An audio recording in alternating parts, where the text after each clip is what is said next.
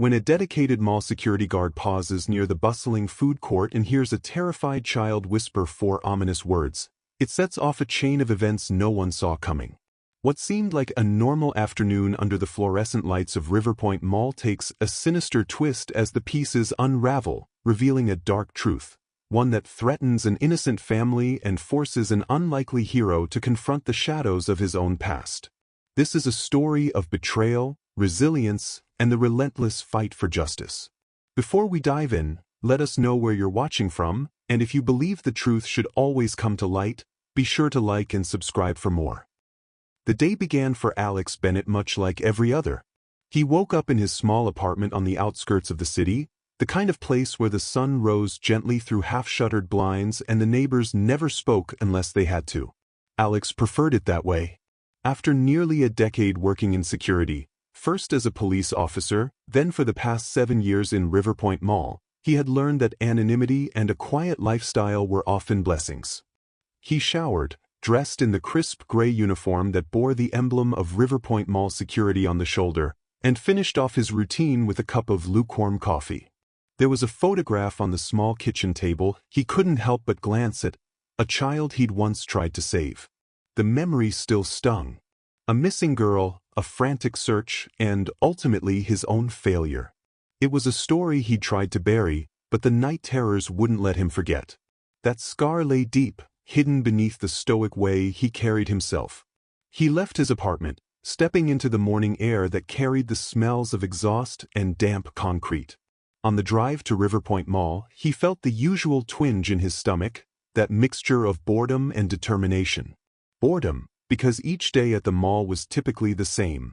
Lost kids who wandered from their parents, petty shoplifting from bored teenagers, the occasional irate customer. Determination, because if anything unexpected did happen, he was resolved to handle it swiftly and properly. He could not fail again, no matter how routine his days usually seemed. By the time he reached the mall's parking lot, the sun had just begun to climb higher, casting its brightness over the rows of parked cars. Riverpoint Mall, a sprawling complex with glass doors and an iconic fountain at the entrance, was already humming with life. Employees hustled into open shops, families stepped out of cars with excited children, and seniors on their morning walk looped around the perimeter before the place got too crowded. Alex checked in at the security office, a cramped back room near the management corridor, windowless, always too cold from constant air conditioning. He greeted a couple of colleagues with brief nods. He wasn't the chatty type, and they had all learned to respect his space.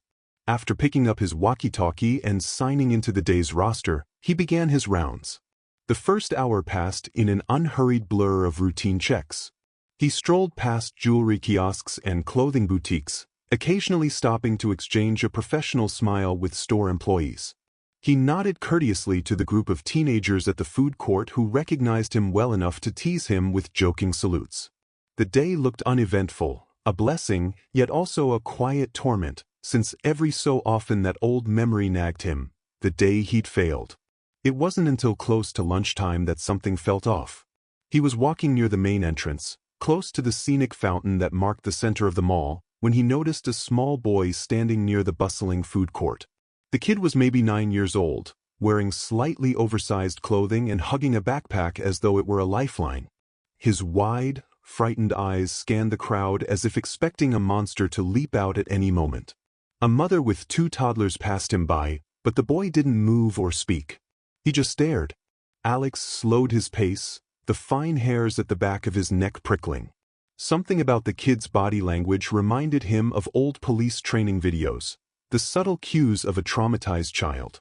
The boy's posture was rigid, and he seemed rooted to that spot like he was afraid to shift an inch. Taking a deep breath, Alex approached. "Hey there," Alex said softly, making sure to keep his distance so as not to startle the child. "You all right, kid?" The boy blinked, his eyes darting up to meet Alex's. For a moment, he didn't respond, as though his mind was caught in some distant horror. Then, tentatively, he relaxed his grip on his backpack. His small fingers trembled. "Help," he whispered. Then he looked around as if making sure no one was listening. "They took my sister." There was something in that voice, in the terror behind those words, that slammed into Alex's chest like a sledgehammer. He felt a flash of memory, flickering images of another child, a swirl of frantic searching, and the acrid taste of defeat. He forced it aside. He had to focus. "Who took your sister?" Alex crouched down, making himself smaller so the boy wouldn't feel threatened. "Can you tell me your name?" "Danny," the boy said, voice barely audible. "I don't know who they are. People. They grabbed her. I can't find her. Please help me." Alex placed one hand gently on Danny's shoulder. The boy flinched but didn't pull away completely. "Okay, Danny. My name's Alex. I'm security here, and I'm going to help you. All right? We'll find your sister." The child's eyes brimmed with tears. He exhaled shakily, nodding. "Please, Mr. Alex. Don't let them take me too." Alex fought the surge of protectiveness coursing through him. It was vital to remain calm, gather the information he needed. He tapped his walkie-talkie. "Steve, come in." A burst of static. "Yeah, Alex. I need backup at the food court. We have a possible missing child situation." "All right. On my way." The line clicked off. Alex turned back to Danny. "Where did you last see your sister?" Danny looked behind him as though searching the crowd for her face. "We were in the arcade. She told me to stay by the claw machines while she got change. Then she never came back." "All right, but come with me. Let's go to the office so we can figure out the next steps." Danny nodded again, silently. Alex stood, keeping a gentle hand on the boy's back to steer him through the throngs of shoppers.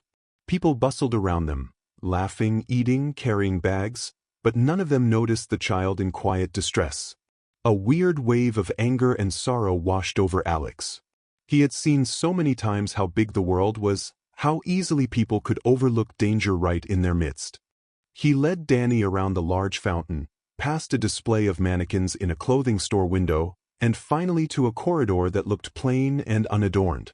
At the end of this corridor lay the security office. Steve, a broad-shouldered guard with years of experience at the mall, met them halfway. "What's the situation?" Steve asked, scanning the area for threats. "This is Danny," Alex replied. "He says his sister's missing. Possibly kidnapped. Let's get him somewhere safe, check the cameras." Steve frowned in concern. "All right." They ushered Danny into the security office. Inside, a series of monitors flickered with live feeds from cameras scattered all over the mall, corridors, store entrances, the parking lots. At a desk on the far side, a younger guard named Brittany was munching on a fast food burger. She jumped at the sight of a frightened boy being escorted in. "Missing child?" Brittany asked, hurrying over to a terminal. "Let's see if we can backtrack on some footage." Alex pulled out a chair for Danny and encouraged him to sit. The boy obliged, hugging his backpack and looking around the security hub with nervous curiosity. The radio on Alex's belt chirped with background chatter, reports of a lost purse, a store alarm triggered by accident, the usual noise. But this situation was anything but usual. Alex turned to Brittany. "Focus on the arcade area. We might have to comb the feed from the last hour or so." While Brittany rewound the footage, Alex knelt beside Danny again. "Is there anything else you remember about the people who took your sister? Did you see them at all?" "I didn't see much. Just a glimpse," Danny said, swallowing hard. "A man and a woman, I think. They were wearing black jackets, maybe hats. But the arcade is dark in some corners, so I'm not really sure. She told me to wait. She never came back." He rubbed at his eyes. "Do you think she's okay?" Alex hesitated. He wanted to promise Danny everything would be fine, but he knew the dangers. So he settled for something gentler, but still hopeful. "We're going to do everything we can to find her." Static crackled from Alex's walkie-talkie, and a voice came through. "Attention, all units. We have a report of another missing child near the northern exit. Please advise." Alex looked sharply at Steve, whose eyebrows shot up in alarm. "Another missing child?" "Sounds like it," Steve said. "Coincidence?" Brittany shook her head, eyes wide. "Mall management's going to flip if we have 2 missing kids in one day." Alex's stomach knotted, instincts flaring. He turned to Danny. "Stay here with Brittany for a moment, okay? I need to check something out." The boy nodded mutely. Alex and Steve hurried from the security office, exchanging uneasy looks. 2 missing kids in one day was suspicious, to say the least. Yet this was not a small mall. Children wandered away from parents all the time. In most cases, they were found near a candy store or toy section. But something told Alex this was different. They reached the northern exit area, near a big sports apparel store.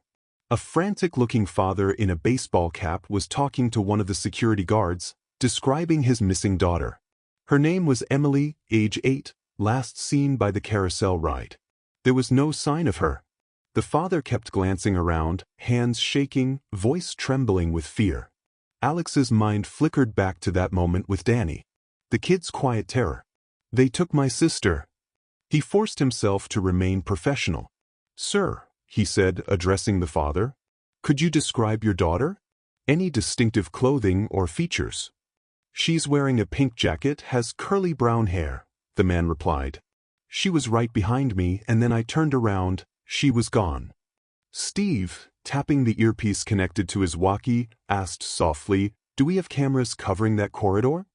"Yeah," Alex responded. "Let's get the info from him, then I'll check in with Brittany to see if we can spot her on the feed." They gathered more details quickly. Meanwhile, the father paced anxiously, eyes constantly scanning the crowds. The swirl of pedestrians moved past, most of them oblivious. The lights in the mall felt almost too bright, garish against the undercurrent of fear. A few passers-by paused, noticing the tension and the father's agitation, but no one stepped forward to help. As soon as Alex had enough information, he radioed to Brittany.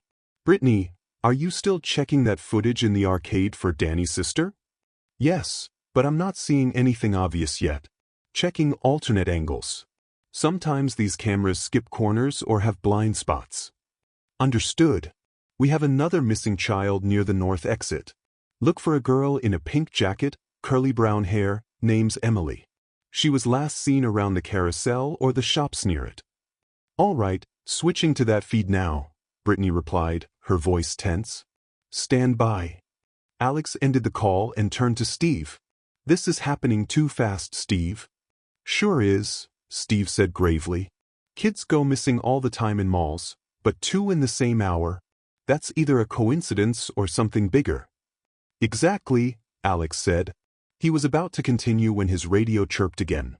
Only this time, it was a different voice, the reedy voice of the mall's assistant manager, Don Russell. "All security personnel, please be advised we have a 3rd report of a missing child, age 10, by the central escalators. We need coverage there immediately." 3. Steve asked, eyes going wide. "What is going on?" Alex felt a chill crawl up his spine. The father they'd been interviewing overheard the transmission, and his face went pale. 3 missing kids? He whispered. "What kind of place is this?" Alex tried to remain calm, though adrenaline surged within him. "We'll find them," he told the man, hoping to convey confidence he didn't entirely feel. "I promise, we'll do everything in our power." They parted ways with the distressed father, leaving him with another guard who began conducting a sweep. Alex and Steve marched swiftly back toward the security office, ignoring the swirl of curious onlookers. Alex's footsteps pounded against the polished mall floor. His heart hammered, a drumbeat of urgency. This was more than random. 3 children vanishing so quickly, in broad daylight, among thousands of people. It took either brazen criminals or a well-planned operation. Possibly both. Upon re-entering the security office, they found Brittany sifting through multiple camera angles simultaneously. Danny was still huddled in the chair, gripping his backpack. He looked even more frightened now, as if the tension in the room was fueling his worst fears. Brittany pointed to the monitors. "I'm scanning the footage from the north exit for that girl in a pink jacket. Also toggling to the escalator cameras. So far, I see the kids in normal passing shots, but then they go out of frame. No sign of them coming back." Steve exhaled in frustration. "Any sign of an adult leading them away?" "Not yet. It's easy to vanish in a crowd if you know the camera angles," Brittany murmured, frowning. "The place is huge, and we can't see every nook and cranny." Alex caught movement in the doorway. The slim figure of the mall's head of security, Darren Miles, stepped inside. He was the one who'd hired Alex years ago, taking a chance on a disgraced former cop. Miles was in his early 50s with sharp, fox-like features and meticulously groomed hair. He carried himself with an air of authority that had always made Alex feel slightly indebted to him. "What's going on here?" Miles demanded. "I'm hearing multiple kids missing on the same day. Where's all this coming from?" Alex stood a bit straighter. "We have at least 3 separate reports of missing children. Possibly more. All within a very short time frame. We're analyzing camera footage right now." Miles looked from Alex to Steve to Brittany, then at Danny. He lowered his voice. "This is serious, folks. I need solutions, not just panic. The mall's reputation is on the line. Let's handle this quickly and quietly if we can." Alex suppressed a flicker of annoyance. "We're doing everything we can. The cameras aren't giving us clear leads yet, but I suspect these disappearances aren't random." Miles's expression hardened. "All right, keep me updated. I'll speak to management about a possible lockdown if this continues. But we can't just bar the doors for thousands of shoppers without evidence of a coordinated abduction. We need proof." Alex nodded, swallowing his frustration at the man's pragmatic stance. He understood the concern about scaring away customers. But children were missing. Didn't that trump everything? Miles turned and walked out, tapping on his phone as he went. Alex let out a long breath, then noticed Danny was watching him with wide, frightened eyes, as if trying to read Alex's expression for any shred of reassurance. Alex stepped over to the boy. "Hey, Danny, can you tell me what your sister's name is? I want to make sure we know what to call her when we're searching the footage." "Her name's Lily," Danny whispered. "Lily Harrington." "Okay," Alex said, giving him a small nod. "We'll find her." Brittany called out from the monitors. "Alex, can you come take a look at this?" He went to her side. She rewound a segment of footage from the arcade. The timestamp was about an hour earlier. In a hazy portion of the screen near the claw machines, a girl who might have been Lily was visible, wearing a red t-shirt and jeans, glancing around as if looking for someone. Suddenly, she moved out of the frame, as though someone had beckoned her. Brittany tried to switch to another camera angle, but the other vantage points were blocked by arcade machines. "It's like she walked towards something or someone," Brittany said, leaning closer. "But we can't see who." Alex's jaw clenched. "Is there a camera at the other end of the arcade corridor?" "Yes, but it's been acting up for a week. The feed's partially scrambled. I'll check it, but I'm not hopeful." She switched the feed, revealing glitchy lines dancing across the screen. Amid the distortion, there was a vague figure in dark clothing near the far exit of the arcade, but it was impossible to see details. Lily's silhouette passed behind a row of machines, then vanished completely. The figure in dark clothing moved in the same direction, then disappeared too. "Damn it," Steve muttered. "Could be anything." Alex's pulse pounded, a mixture of anger and fear. "We need to check every camera around that area, see if anyone wearing dark clothing came out." Before Brittany could respond, the radio crackled with a new voice. "This is Sergeant Holmes with the local PD. We've got calls about multiple missing children at Riverpoint Mall. Is your head of security present?" Alex exchanged a glance with Steve. "Brittany, Paige Miles," he said, stepping aside to answer the radio. "Sergeant Holmes, this is Alex Bennett, Mall Security. We can patch you through to our head of security, Darren Miles." "Copy that. We're en route to your location with a couple of patrol units. Requesting immediate access to all surveillance footage." "Understood." Alex ended the transmission and motioned to Steve. "Looks like we're about to have the police fully involved." Steve nodded. "Probably for the best. But this is going to cause a scene." "Better a scene than more missing children," Alex said. He then turned to Danny, who was still in the corner. "Danny, we're going to have the police come help us. They're good people, okay? We just need you to trust them too." Danny nodded, though uncertainty flickered in his eyes. "Okay." Within 10 minutes, 2 uniformed police officers arrived at the security office, stepping gingerly past the curious stares of staff members in the corridor. "Sergeant Holmes, A sturdy man with gray at his temples led the way. Behind him was a younger officer, Ramirez, who looked just as concerned. Alex briefed them on the situation, explaining the multiple missing children, including Danny's sister. "So you believe we might be dealing with an organized group?" Holmes asked. His tone was calm but urgent, as though he'd seen his fair share of crises. "That's the suspicion," Alex replied. "All these disappearances happening so close together, in such a big, public place, it suggests planning, or at least some sort of coordinated effort." Ramirez took out a notepad, scribbling quickly. "We'll need the names and descriptions of all missing children. Anything you can give us." Brittany slid a printout of the footage captures and the partial descriptions across a table to them. Sergeant Holmes studied it with a grave expression. "We'll want to set up a command post somewhere quieter, start an immediate search. The entire precinct's about to descend on this place if we don't find answers soon." Miles stepped in then, posture tight, evidently feeling the pressure of both the police presence and the potential public relations nightmare. "Sergeant, you have my full cooperation. I suggest we use one of the vacant offices on the upper level for your command post. We can't close the mall without more to go on, but you have free rein to search." Holmes opened his mouth as if to argue, then simply nodded. "Agreed. Let's begin." As the officers left to coordinate, Alex lingered by Danny, realizing that the boy had been quietly watching the flurry of activity. He knelt again, keeping his voice gentle. "Is there anyone we can call for you, Danny? Your parents?" Danny's eyes filled with fresh tears. I don't want to bother them. They're going to be so scared. My mom dropped us here to see a movie while she ran errands." Alex tried to give a reassuring half-smile. "They need to know, kiddo. It'll be all right. We'll help them understand." In truth, Alex dreaded how the boy's parents would react, not because they didn't have the right to know, but because he expected heartbreak, rage, and panic all rolled into one.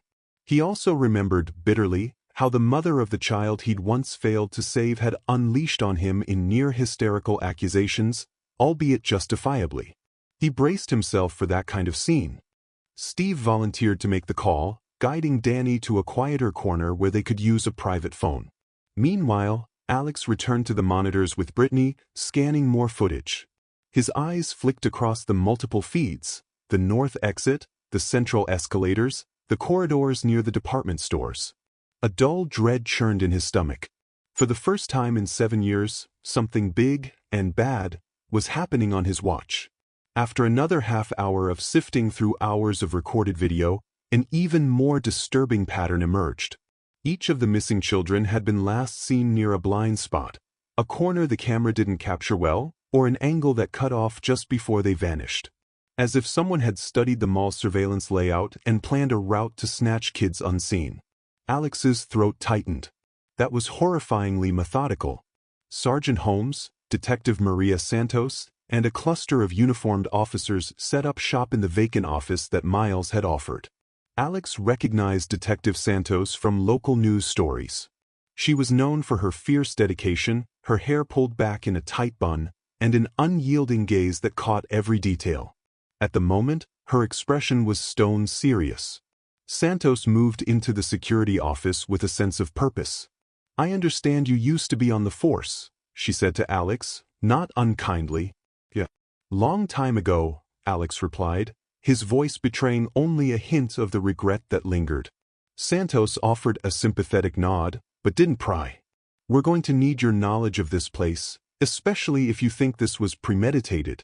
Can you show me any hidden corridors, service exits, or unusual places someone might stash a child?" Alex grimaced, thinking of how well he knew the labyrinthine backrooms of the mall. "Sure.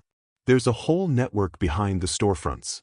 Maintenance hallways, staff break rooms, deliveries. Plenty of potential hiding spots." "All right. We'll assemble a search team and comb through them," Santos said, glancing at the wall of monitors. "In the meantime, any clue who could be behind it?" Alex hesitated, glancing at Miles, who hovered near the doorway. "No direct evidence yet, but it looks well coordinated.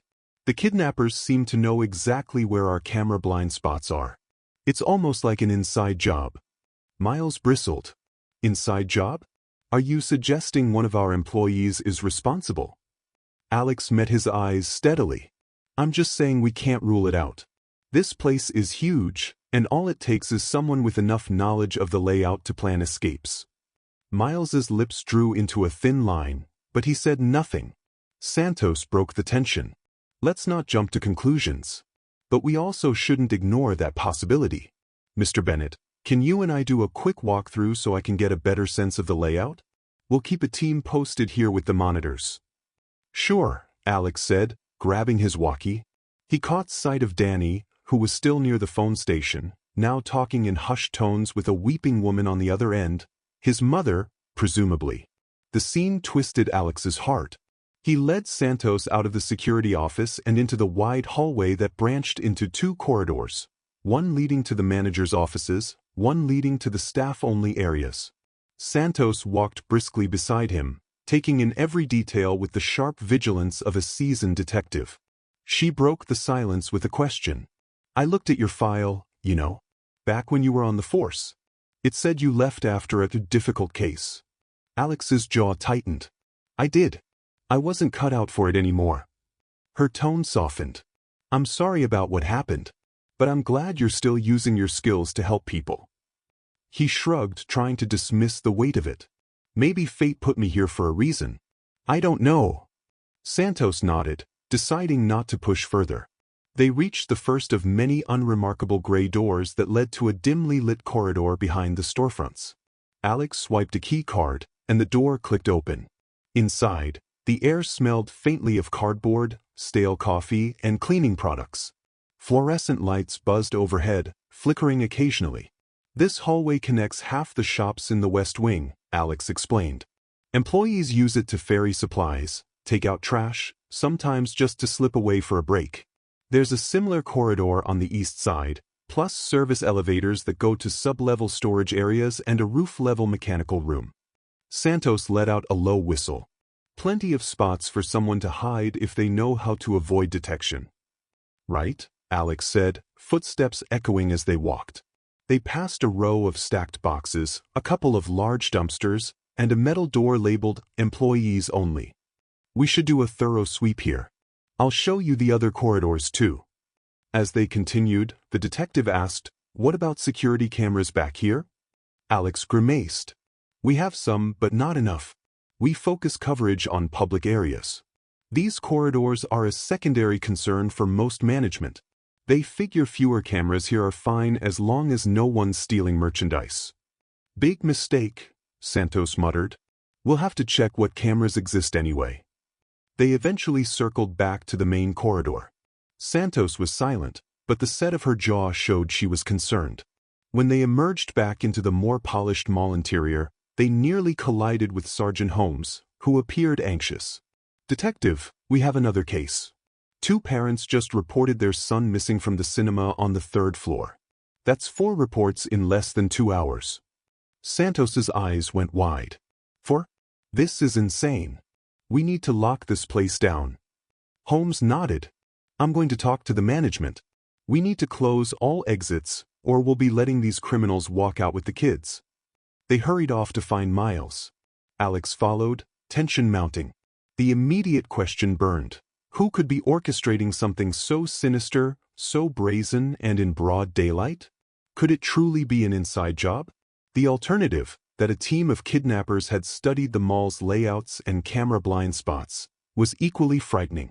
They found Miles in a heated discussion with the mall's general manager, a man named Bill Radcliffe, outside a cosmetics store. Radcliffe, a lanky, middle-aged man with a receding hairline, looked horrified by what Holmes was proposing. A lockdown? Radcliffe repeated, voice trembling. That would cause utter chaos. Think of the panic, the legal liabilities. We have multiple missing children, Holmes said flatly. Time is critical. Radcliffe wiped sweat from his brow. I understand that, but the mall is packed today. Families, seniors, tourists. If we seal the exits, everyone inside will panic. We could have a riot on our hands. Santos stepped forward, voice firm. What would you prefer? People scattering while these criminals slip out with their victims? Or would you rather risk some upset shoppers? Radcliffe looked from Santos to Miles. Darren, you're the head of security. What do you think? Miles paused, his expression unreadable. I think a lockdown is a serious measure. But under these circumstances, I don't see how we have a choice. We can do a partial lockdown, station guards and officers at each exit, check IDs, search large bags. We might not have to literally lock the doors, but we can control traffic. Santos nodded. That's a start. Radcliffe sagged with relief. All right, let's do that. But it has to be orderly. If we scare people, they'll trample each other. Holmes clicked his radio. All units, we're initiating a partial lockdown. Station personnel at all entrances and exits immediately. Check all suspicious individuals or unusual luggage. Keep communication open. The radios crackled with a flurry of affirmatives. Alex, stepping back slightly, felt a swirl of emotions. Relief that they were doing something concrete, but also dread, because every second counted. Every missing child was at risk. He thought of Danny, that trembling boy who had said, "They took my sister." Alex had promised to help him. He prayed it wouldn't end in tragedy. As the partial lockdown began, a tense hush fell over portions of the mall. Word spread quickly among shoppers that something was wrong. People gawked at the uniformed police and guarded exits. Frightened whispers circulated, rumors of a terrorist threat, a robbery, or worse. Parents clutched their children closer. The lines near the doors started to swell as confused visitors sought to leave, only to find they had to wait for a bag check or ID verification. Amid this controlled chaos, Alex made his way back to the security office. Brittany was still reviewing footage, looking pale and grim. Steve was on the phone, coordinating with the guards. Danny was gone, likely with his mother and father now in the command post. Alex felt a pang of worry for the boy, but also a grim resolve to do everything possible. As he reached Brittany's desk, she beckoned him over. Alex, there's something you need to see. I've been cross-referencing footage from different times and angles, focusing on people wearing dark clothing who appear in multiple spots. She played a series of clips. In each, the angles were poor, but Alex could pick out at least one or two individuals drifting through the edges of the frames, sometimes in pairs, sometimes solo. They wore dark jackets and hats, often looking down or away from the cameras. And in a few crucial moments, these individuals seemed to linger in the background right before a child disappeared. They're scattered around, Brittany whispered. But I think it's the same group. Different people, same style. It's like they're staking out certain places. The arcade, the escalators, the north exit. They move in, then vanish. Alex's blood ran cold. So it's organized. They have scouts. Spotters, maybe even a getaway route. That's what it looks like. He rubbed his chin, mind racing. We've got partial lockdown now. They may still be in here somewhere, or they could have found a way out before we got organized. Any chance we can get facial recognition or something more advanced? We'd need better resolution. These cameras aren't that high-tech, Brittany admitted. We can show these clips to the police, see if they recognize anyone from known criminal networks. Alex nodded. Do it. Also, check any interior doors leading to the loading docks. If these people are who I think they are, they might try to smuggle the children out by cargo or disguised as employees. Brittany's eyes went wide. I'll alert the others. He stepped back, heart thudding. He recalled stories of human trafficking rings. They'd grown more cunning over the years, using public places that no one would suspect. The idea that a ring could be operating right under his nose at Riverpoint Mall made him furious and sick to his stomach. He silently vowed that he would not let another child's fate become a statistic. Just then, the door to the security office swung open, and Detective Santos strode in, her face etched with urgency. We've got a lead from a store clerk near the arcade, she announced. She says she saw a man in a black jacket guiding a young girl out a side door behind the prize redemption counter. She tried to intervene, but the man flashed what looked like a mall security badge and said he was helping a lost child. She didn't question it. Alex felt a swirl of fury and betrayal. A mall security badge? That's definitely an inside job. Or at least a stolen badge. Santos nodded.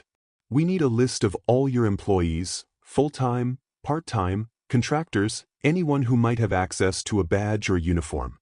Miles appeared in the doorway behind her, posture taut. I'm pulling that list now, he said. But we have to be careful before accusing anyone. We have over 200 employees, plus seasonal hires. It's a huge staff. Santos turned to him sharply. We don't have time for a methodical background check on 200 people if kids' lives are at stake. We need to narrow this down. Who specifically would have knowledge of the camera blind spots? Who would have easy access to badges, or the authority to be in restricted areas? Miles tensed but answered. Security personnel, some of the maintenance staff, and a few management-level employees. But we keep a close inventory of badges. No one can just walk out with a spare. Alex gave him a hard look. Could one of your staff be in on this? Or maybe they were bribed or coerced?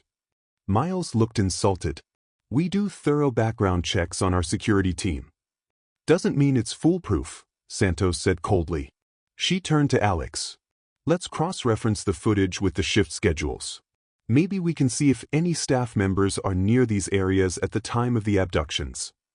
On it, Alex said, heading to a terminal. He pulled up a list of the guards on duty, names, assigned stations, approximate times of coverage. Then he had Brittany overlay that data onto the camera timelines. It was painstaking, but with so much at stake, they had to be thorough. As they scanned the logs, occasionally a guard name popped up in the area of a disappearance, but none matched all the times. In fact, it seemed like legitimate staff members were accounted for, busy with other tasks.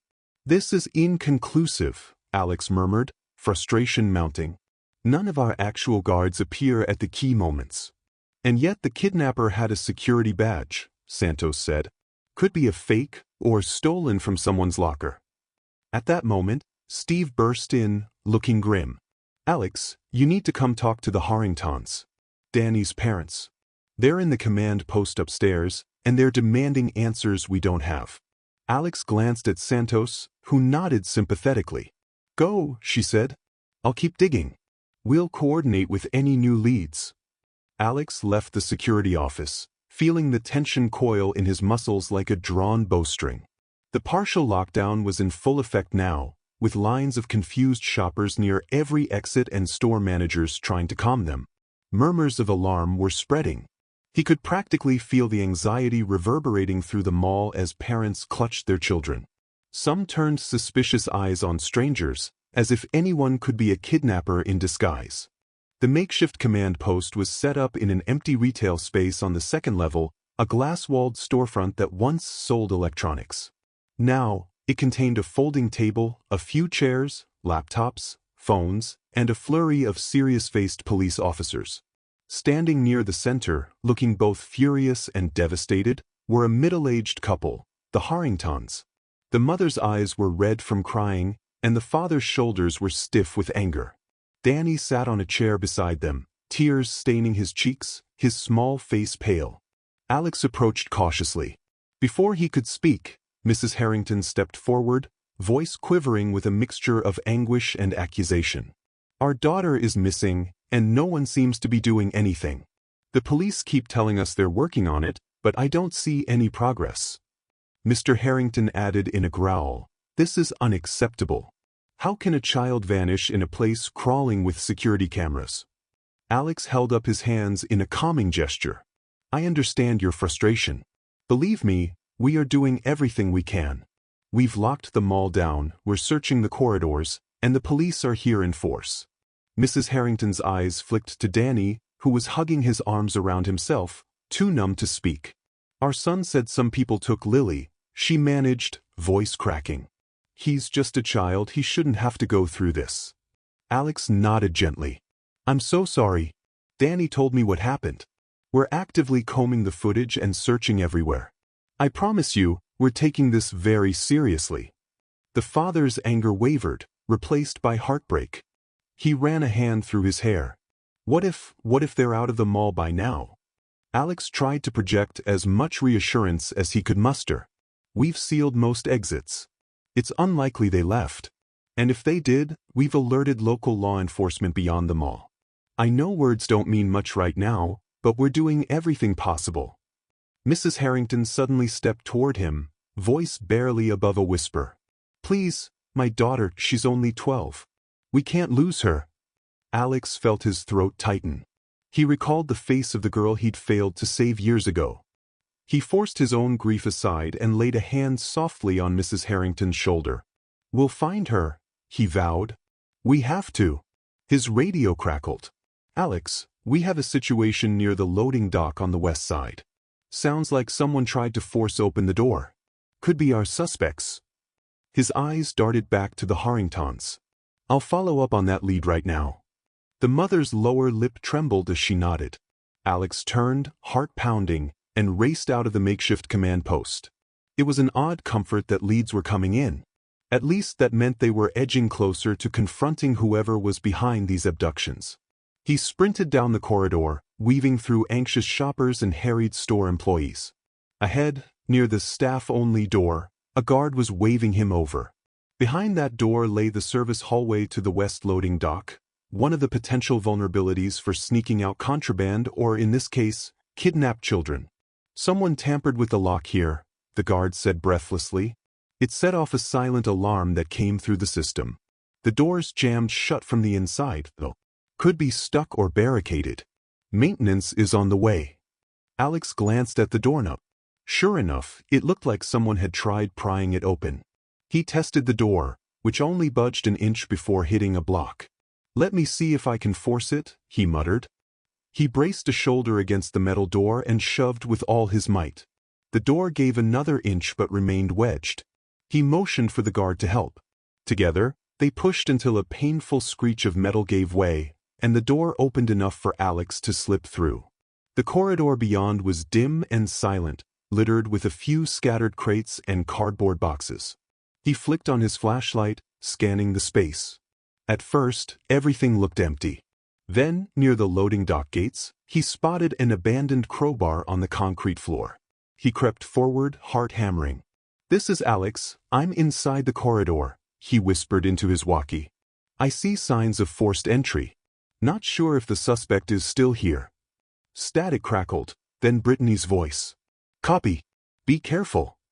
Alex swept the beam of light across the metal loading dock doors. The padlock was undone, dangling from its chain.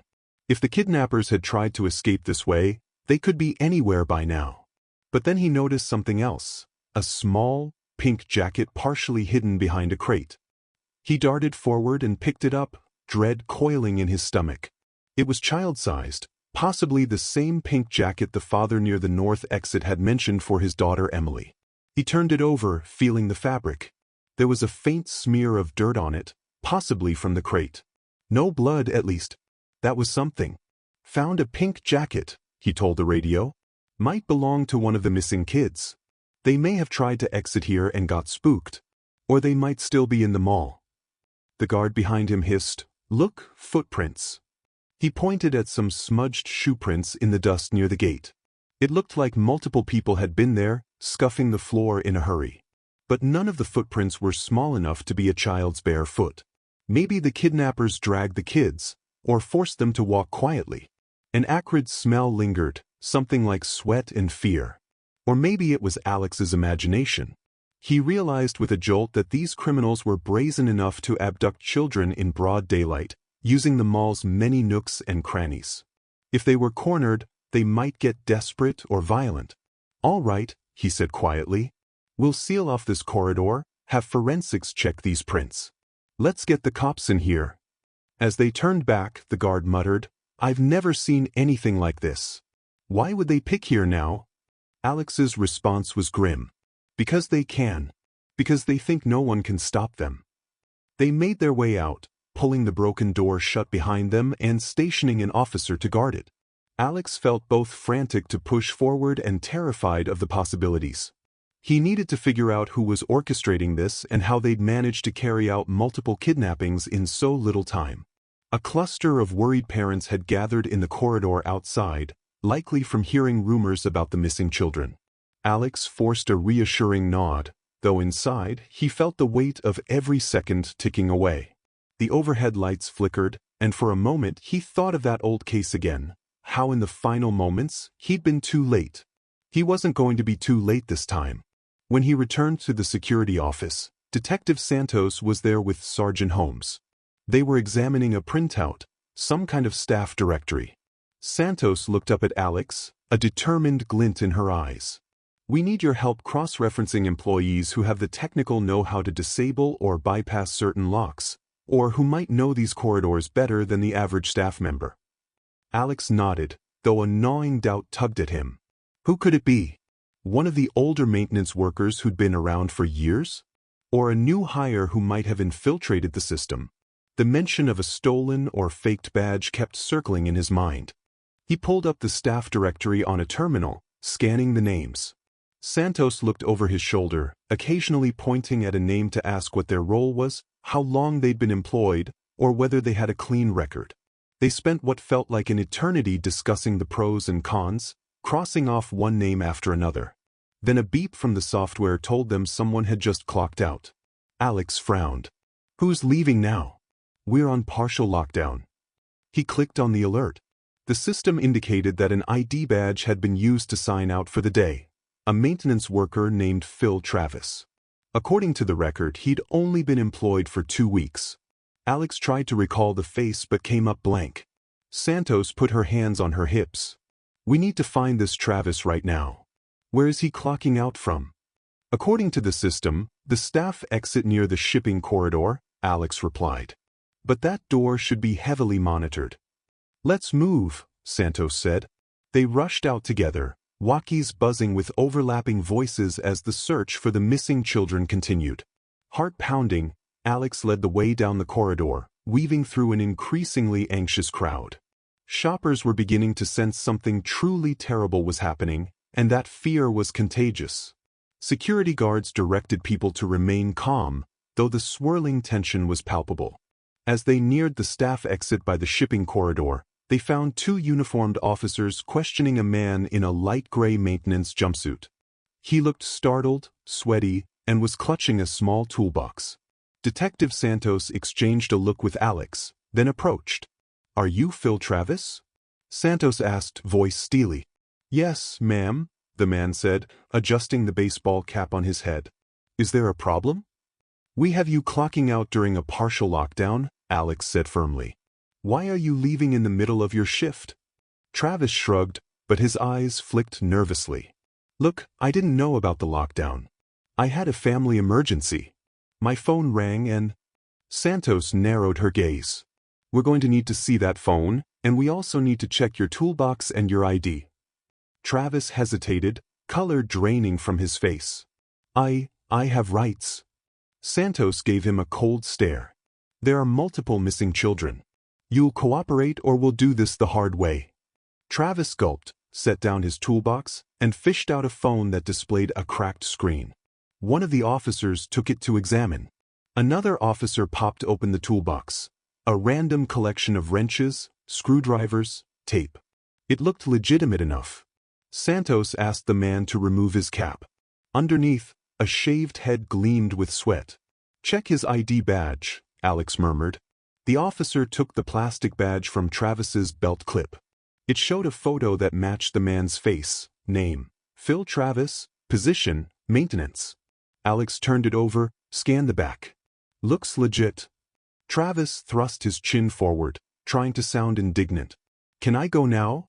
My mother just had a bad fall and—" Santos gave Alex a sideways glance. She didn't look convinced, but they had no immediate evidence to hold him.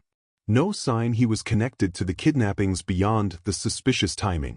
Finally, she sighed. "We'll need to verify your mother's situation. Then if it checks out, you can leave." Travis nodded too quickly. Sure. Do what you have to do." He rattled off a phone number, which one of the officers wrote down. Santos stepped aside to make the call. Travis looked around, shifting from foot to foot. Alex studied the man's posture. He'd learned to read body language long ago, and Travis's seemed uncertain. Not necessarily guilty, but definitely nervous. Perhaps he was just genuinely anxious about his mother. But Alex couldn't help suspecting every shadow in the mall at this point. Santos returned, lips pursed. It appears his mother was taken by ambulance half an hour ago. He might be telling the truth. Let's let him go for now, but keep his information on file. Travis snatched his toolbox and badge, hurrying away. Alex exhaled slowly. Another lead that went nowhere. They couldn't possibly detain every suspicious employee. The real culprits could be using their fear and chaos to slip around even more easily. The partial lockdown wore on, and as the minutes turned into hours, hope began to fray at the edges. Parents huddled together, some sobbing, others seething in fury at the system that had failed to protect their children. The police and security guards scoured the building, from the labyrinth of back hallways to the rooftop access points, but found little except a few more pieces of children's clothing. No faces. No sign of the abductors. And worst of all, no sign of the missing children. Word reached Alex that some families were threatening lawsuits, outraged that the mall's security had apparently been so easily circumvented. Miles was on damage control with the press, trying to spin the situation while giving the police room to operate. Tensions ran high. In the midst of this turmoil, Alex found a quiet moment to check on Danny again. The boy was in the command post with his parents, who had evidently arrived in a frenzy of tears. They huddled around their son, trying to comfort him despite their own terror for Lily's fate. Alex approached softly. "Danny," he said, offering a small, sad smile. "How are you holding up?" The boy gazed at him with hollow eyes. "I'm scared. They have Lily. I can't stop thinking about what they might be doing." Alex crouched beside him. "Listen, we're not giving up. We've got the entire police force and security team searching. I promise we'll find her." Danny swallowed hard, looking unconvinced, but he nodded. Mrs. Harrington's lips trembled as she set a hand on Alex's shoulder. "Please don't let it be too late." A memory flared in Alex's mind, the day he discovered that other child he'd once tried to save. Too late, always too late. He rose, squared his shoulders, and forced a determined look. "I swear, I won't rest until Lily is safe." As the night wore on, the mall's lights brightened artificially, for even though the sun had set outside, inside it was a strange, timeless realm. The lockdown continued, with each door manned by weary guards and officers. People who had been inside since afternoon were getting restless, hungry, and angry. Some banged on the locked exits, demanding to leave. Tensions simmered toward boiling. Amid the swirl of fear and frustration, Alex pressed on. He roamed the corridors with Detective Santos, scanning corners and questioning employees. He checked the mechanical rooms, the rooftop, the storage areas. Always the same result, no sign of the missing children. But an unsettling suspicion nagged at him. This was too well organized, too cleverly hidden. Someone with a thorough understanding of the mall's security had to be orchestrating it. And as much as Alex didn't want to believe it, the source might be closer than he realized. He thought about Darren Miles, the man who'd hired him. Miles was calm under pressure, always collecting facts. He rarely seemed rattled. But there was something about the way he quickly pivoted to discuss public relations and not wholeheartedly push for a total lockdown earlier. Could Miles be involved? It felt unthinkable. Yet the notion lingered, an ugly possibility. "Alex," Santos said quietly when they took a brief pause in the deserted corridor near the staff lounge. "You're lost in thought. Everything okay?" He blinked, meeting her gaze. "I was just considering the possibility of someone high up being involved." Santos nodded, a grim line forming on her lips. "I've considered it too. The knowledge of camera blind spots, the readiness of fake badges. It might require that level of access." He swallowed, heart heavy. "Miles gave me a chance when no one else would. I don't want to suspect him without reason." "I understand," Santos said softly, "but we can't dismiss it out of hand." They lapsed into uneasy silence. Down the corridor, a flickering overhead light cast dancing shadows against the tiled floor. The quiet hum of the air conditioning underscored the tension that thickened like a storm cloud. Alex whispered, "Let's keep this between us for now. We'll watch him." She agreed, and they set off again, hoping that as they gathered more evidence, they might find a solid lead that didn't implicate the man who had become Alex's trusted mentor. Or perhaps they would confirm the unimaginable. For now, the search pressed on. The stakes soared with every passing moment. And in the darkest corners of Riverpoint Mall, somewhere beyond the fluorescent glow of shop windows and the frantic pulse of foot traffic, a sinister group held frightened children captive. The clock was ticking, and every second that passed threatened to bury more innocence in the shadows of a carefully orchestrated nightmare. The mall grew eerily quieter as hours dragged on, though a tense undercurrent crackled through every corridor. Many shops had pulled their grates halfway down, and uneasy customers lingered in small clusters near the locked exits, sharing rumors and speculation in hushed tones. A sense of trapped anxiety pulsed through the building. Despite the partial lockdown, the kidnappers, or whoever was running this operation, remained invisible, still holding the missing children in some unseen corner. Every so often, the loudspeaker chimed with a request for calm, or a reminder that authorities were handling the situation. But it barely soothed anyone's nerves. Alex found himself striding down a dim back corridor once more, Detective Santos matching his pace with brisk, purposeful steps. They carried flashlights, even though most of the overhead lights still hummed with fluorescent glow. It felt safer, somehow, to have that extra beam if they needed to peer into tight nooks or corners. So far, Santos said, we have 4 confirmed missing kids, maybe more if some families haven't even realized it yet. We're combing the entire mall, but it's like these people have vanished into thin air. I've been thinking, Alex murmured, shining his flashlight over a stack of boxes. If we assume they're still inside, they must have a base of operations. Somewhere they can keep children from crying out or being noticed. Santos swept her light across the corridor. Like a vacant storeroom or an unused shop? Exactly. Riverpoint has a few vacant spaces on the 3rd floor, plus some maintenance areas that aren't used often. Some old sections near the movie theater expansions, walled-off spots that never got turned into actual shops. They reached a maintenance door labeled electrical, authorized person only. Alex fished out his universal key card, but Santos touched his arm. Hold on, she said quietly. Do you hear that? Alex listened, heart pounding. For a moment, the hum of air conditioning and distant murmur of the mall were all he could detect. Then something faint reached his ears. A shuffle, a click, as though someone inside the electrical room had moved. He exchanged a glance with Santos, who nodded, drawing her sidearm. Alex's hand went to the small baton on his belt. He wasn't armed like a police officer, but he'd made a habit of keeping a discreet stun device in case of emergencies. Right now, his pulse hammered at the possibility of a direct confrontation. He swiped the card, and they pushed the door open. The electric room was cramped, lined with circuit breakers and humming transformers. A lone, flickering fluorescent bulb illuminated the space. Crouched by a stack of wires was a slim figure in a black hoodie, rummaging through a tool bag. The stranger's eyes went wide at the sudden intrusion. Freeze! Santos commanded, pointing her gun. Hands where I can see them. The figure bolted before either of them could blink, dashing toward a secondary door in the back of the room. Alex lunged forward, trying to grab an arm, but the stranger twisted away with surprising agility.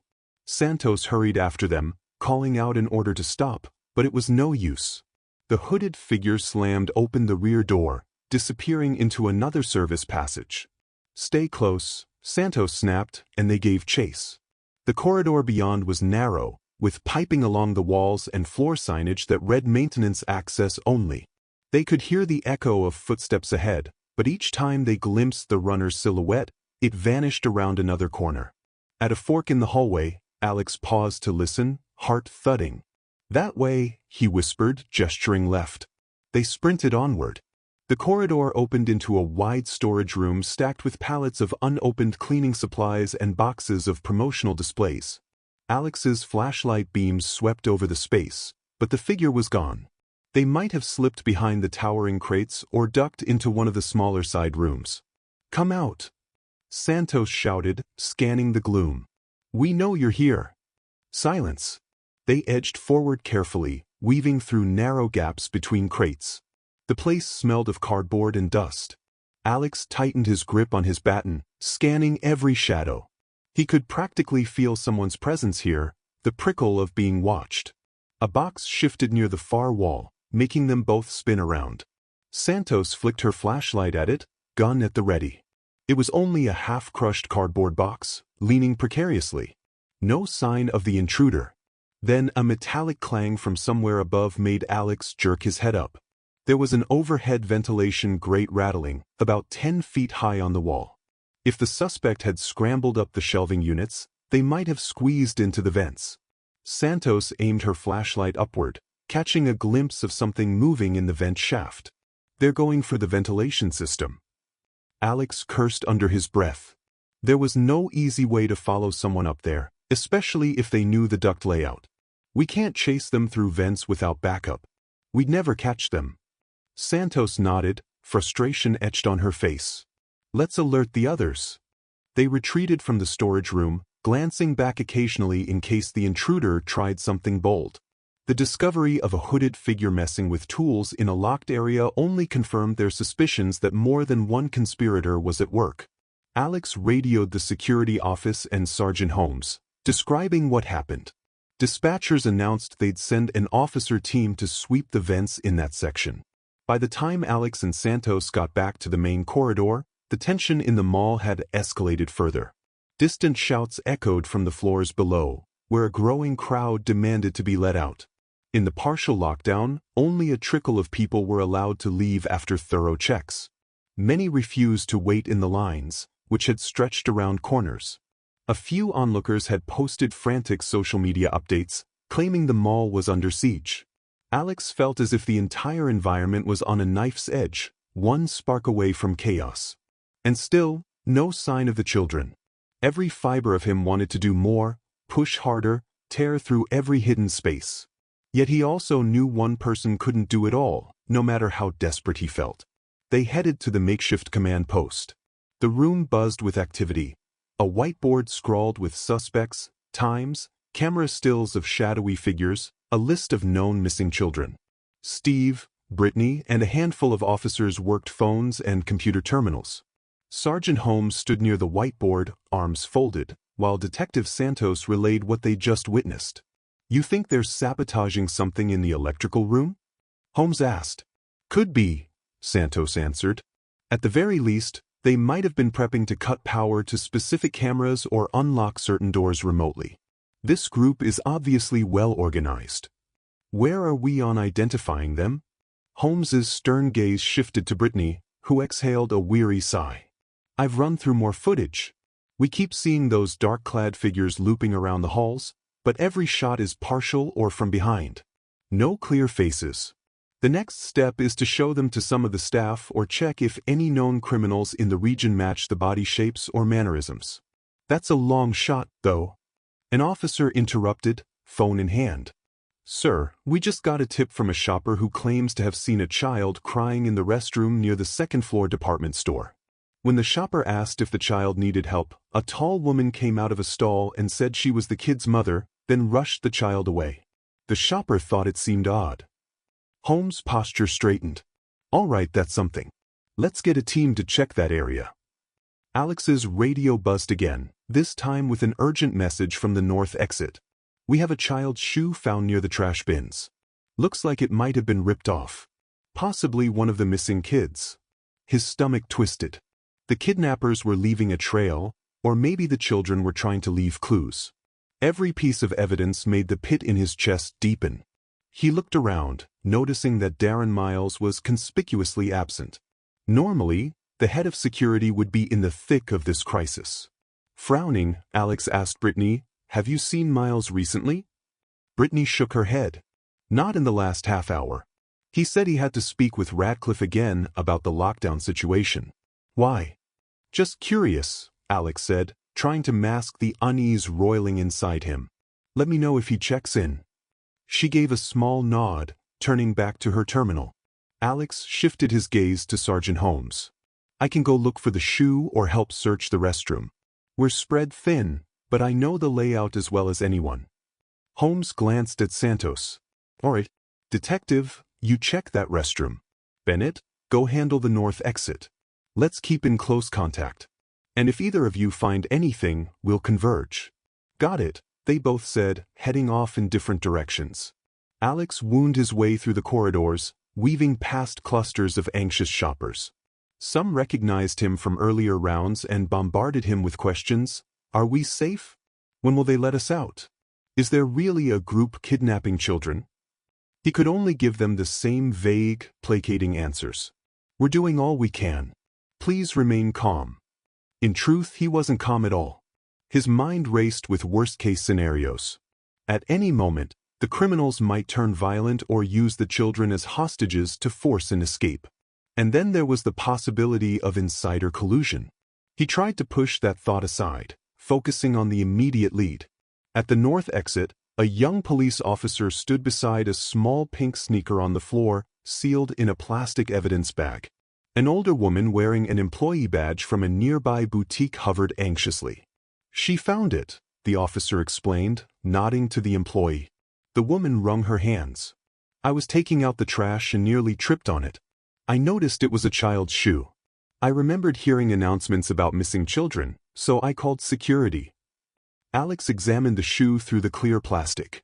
It was indeed a child's size, maybe belonging to a 7- or 8-year-old. No name or distinctive markings beyond some glitter. He radioed the command post. We have a small pink sneaker here. Possibly another clue. I'll bring it in once I finish checking the surrounding area. He scanned the hallway. The exit itself was guarded by 2 uniformed officers who were methodically checking every bag before allowing a small group of shoppers to leave. One of the guards gave Alex a questioning look. Alex shook his head. He had no new instructions for them. He asked the boutique employee, "Could you show me where exactly you found it?" She led him around the corner to a maintenance door near some vending machines. It was lying right about here, she said, pointing to a grimy patch on the floor. I almost stepped on it. Alex crouched, shining his flashlight. He noticed a few faint scuff marks, as though someone was dragged or stumbled. They led toward the nearby vending machines before disappearing into the swirl of footprints that daily foot traffic created. No security camera pointed directly at this spot. Another blind spot. Thanks, he said, rising. We'll do a thorough check. The woman nodded, stepping aside. Alex pulled out his radio again. I need a couple of officers to search the immediate area around these vending machines. Check behind them, inside service panels if possible. We've got possible drag marks. Over. He wasn't sure if they'd find anything, but every blind corner needed investigating. The sense of creeping dread continued to tighten around him. It felt as if the kidnappers were always 2 steps ahead. Officers arrived and began the search, shifting the machines slightly to look behind them, checking for any hidden compartments. For a moment, Alex hoped they might find at least some sign of the missing children. But the walls were blank, the space dusty and unremarkable. No hidden doors, no loose panels. Another dead end. Let's bag the shoe for evidence, Alex said quietly, and keep eyes open for a child missing a left shoe. He could hear the frustration in the younger officer's voice. At this point, I just want to see one of them safe and sound. Me too, Alex muttered. They returned to the command post with the shoe, only to discover the tension had escalated further. Distressed parents milled about, and now a few anxious teenagers had joined them, claiming they couldn't find a friend they came in with. The phone lines were jammed with calls from worried relatives on the outside. The overhead announcements repeated pleas for cooperation and calm. Detective Santos and Sergeant Holmes pored over a layout of the mall on a large table. They'd marked possible sites where the kidnappers might be hiding, including maintenance tunnels, old storage units, vacant shops. With each circle, they sent out search teams, but so far, each search came up empty. We might be dealing with secret compartments or a hidden area we don't even know about, Santos said in frustration. This place has had multiple renovations over the decades. It's possible there's an old abandoned section nobody remembers. Hearing that, Alex thought of something. Wait, there's a sub-basement that's been blocked off for years. It used to be a lower-level parking garage or something like that, but they sealed it. I've never even been down there, but I remember hearing rumors from older staff. A spark of hope lit Santos's eyes. Where is it? He shrugged. I know there's a locked entrance near the east side loading dock, but it was always marked as condemned. No one's allowed in. Holmes let out a grim chuckle. Exactly the kind of place someone with inside knowledge might use as a hideout. Let's check it. Miles chose that moment to appear, stepping into the command post. You're talking about the sub-basement? That area's been sealed for years. Santos fixed him with a sharp look. Sealed or not, we need to check it. If there's any access left, we can't afford to ignore it. Miles frowned. It's dangerous down there. Structurally unsound. Even if you manage to open it, you'll be risking your lives rummaging around old debris. Holmes squared his shoulders. We'll take that risk to find these kids. Miles paused, then forced a nod. All right, I'll send someone with the key. Alex caught Santos eyeing Miles with a cool scrutiny. She noticed that he seemed oddly reluctant, but not enough to raise an outright alarm. For a moment, Alex felt a pang of guilt for suspecting the man who'd been his mentor. But that suspicion lingered. Sure enough, a short time later, one of the security supervisors arrived with a heavy ring of keys and a battered old blueprint of the mall's lower levels. The blueprint was faint with age, marked with scribbles. It showed a wide underground space that extended beneath the east and south wings, with ramps that once connected to the main streets. This door here, the supervisor said, tapping the blueprint, is near the east loading dock. There's a caged gate right behind it. Past that, it's supposed to be caved in, or at least partially collapsed. Holmes turned to a group of officers. We'll break into 2 teams. One with me and Detective Santos, the other led by Bennett and a couple of our people. We'll see if we can get around the caved-in parts. If it's stable, we'll explore it. Everyone agreed. Alex headed toward the east loading dock with a small crew, 2 officers, both armed, and Steve from mall security. As they walked, Steve muttered under his breath, I never even knew we had a sub-basement. This place is a maze. Alex gave a humorless laugh. Yeah, that's what I'm afraid of. They reached the locked door, an old metal slab with rust creeping along its edges. The corridor around it smelled musty, as though the stale air from below seeped out in faint drafts.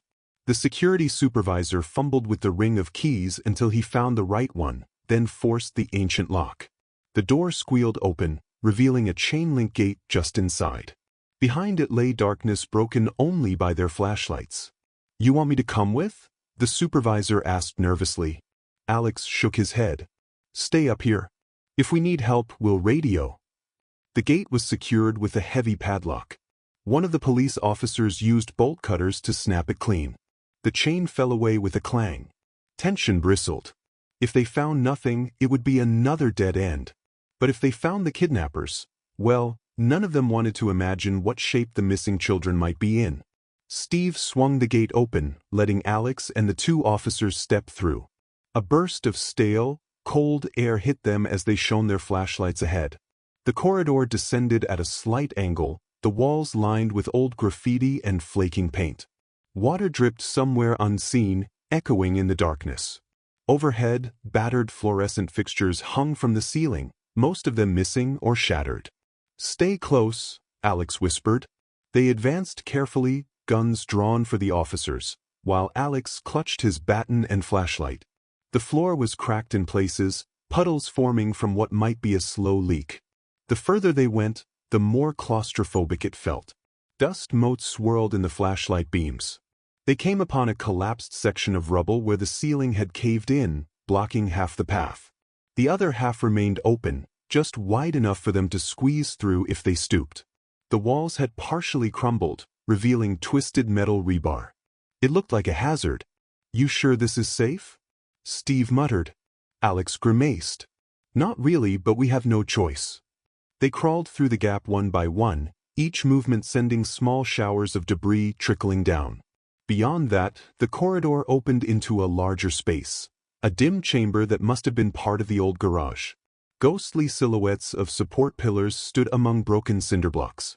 The echoes of their footsteps seemed unnaturally loud.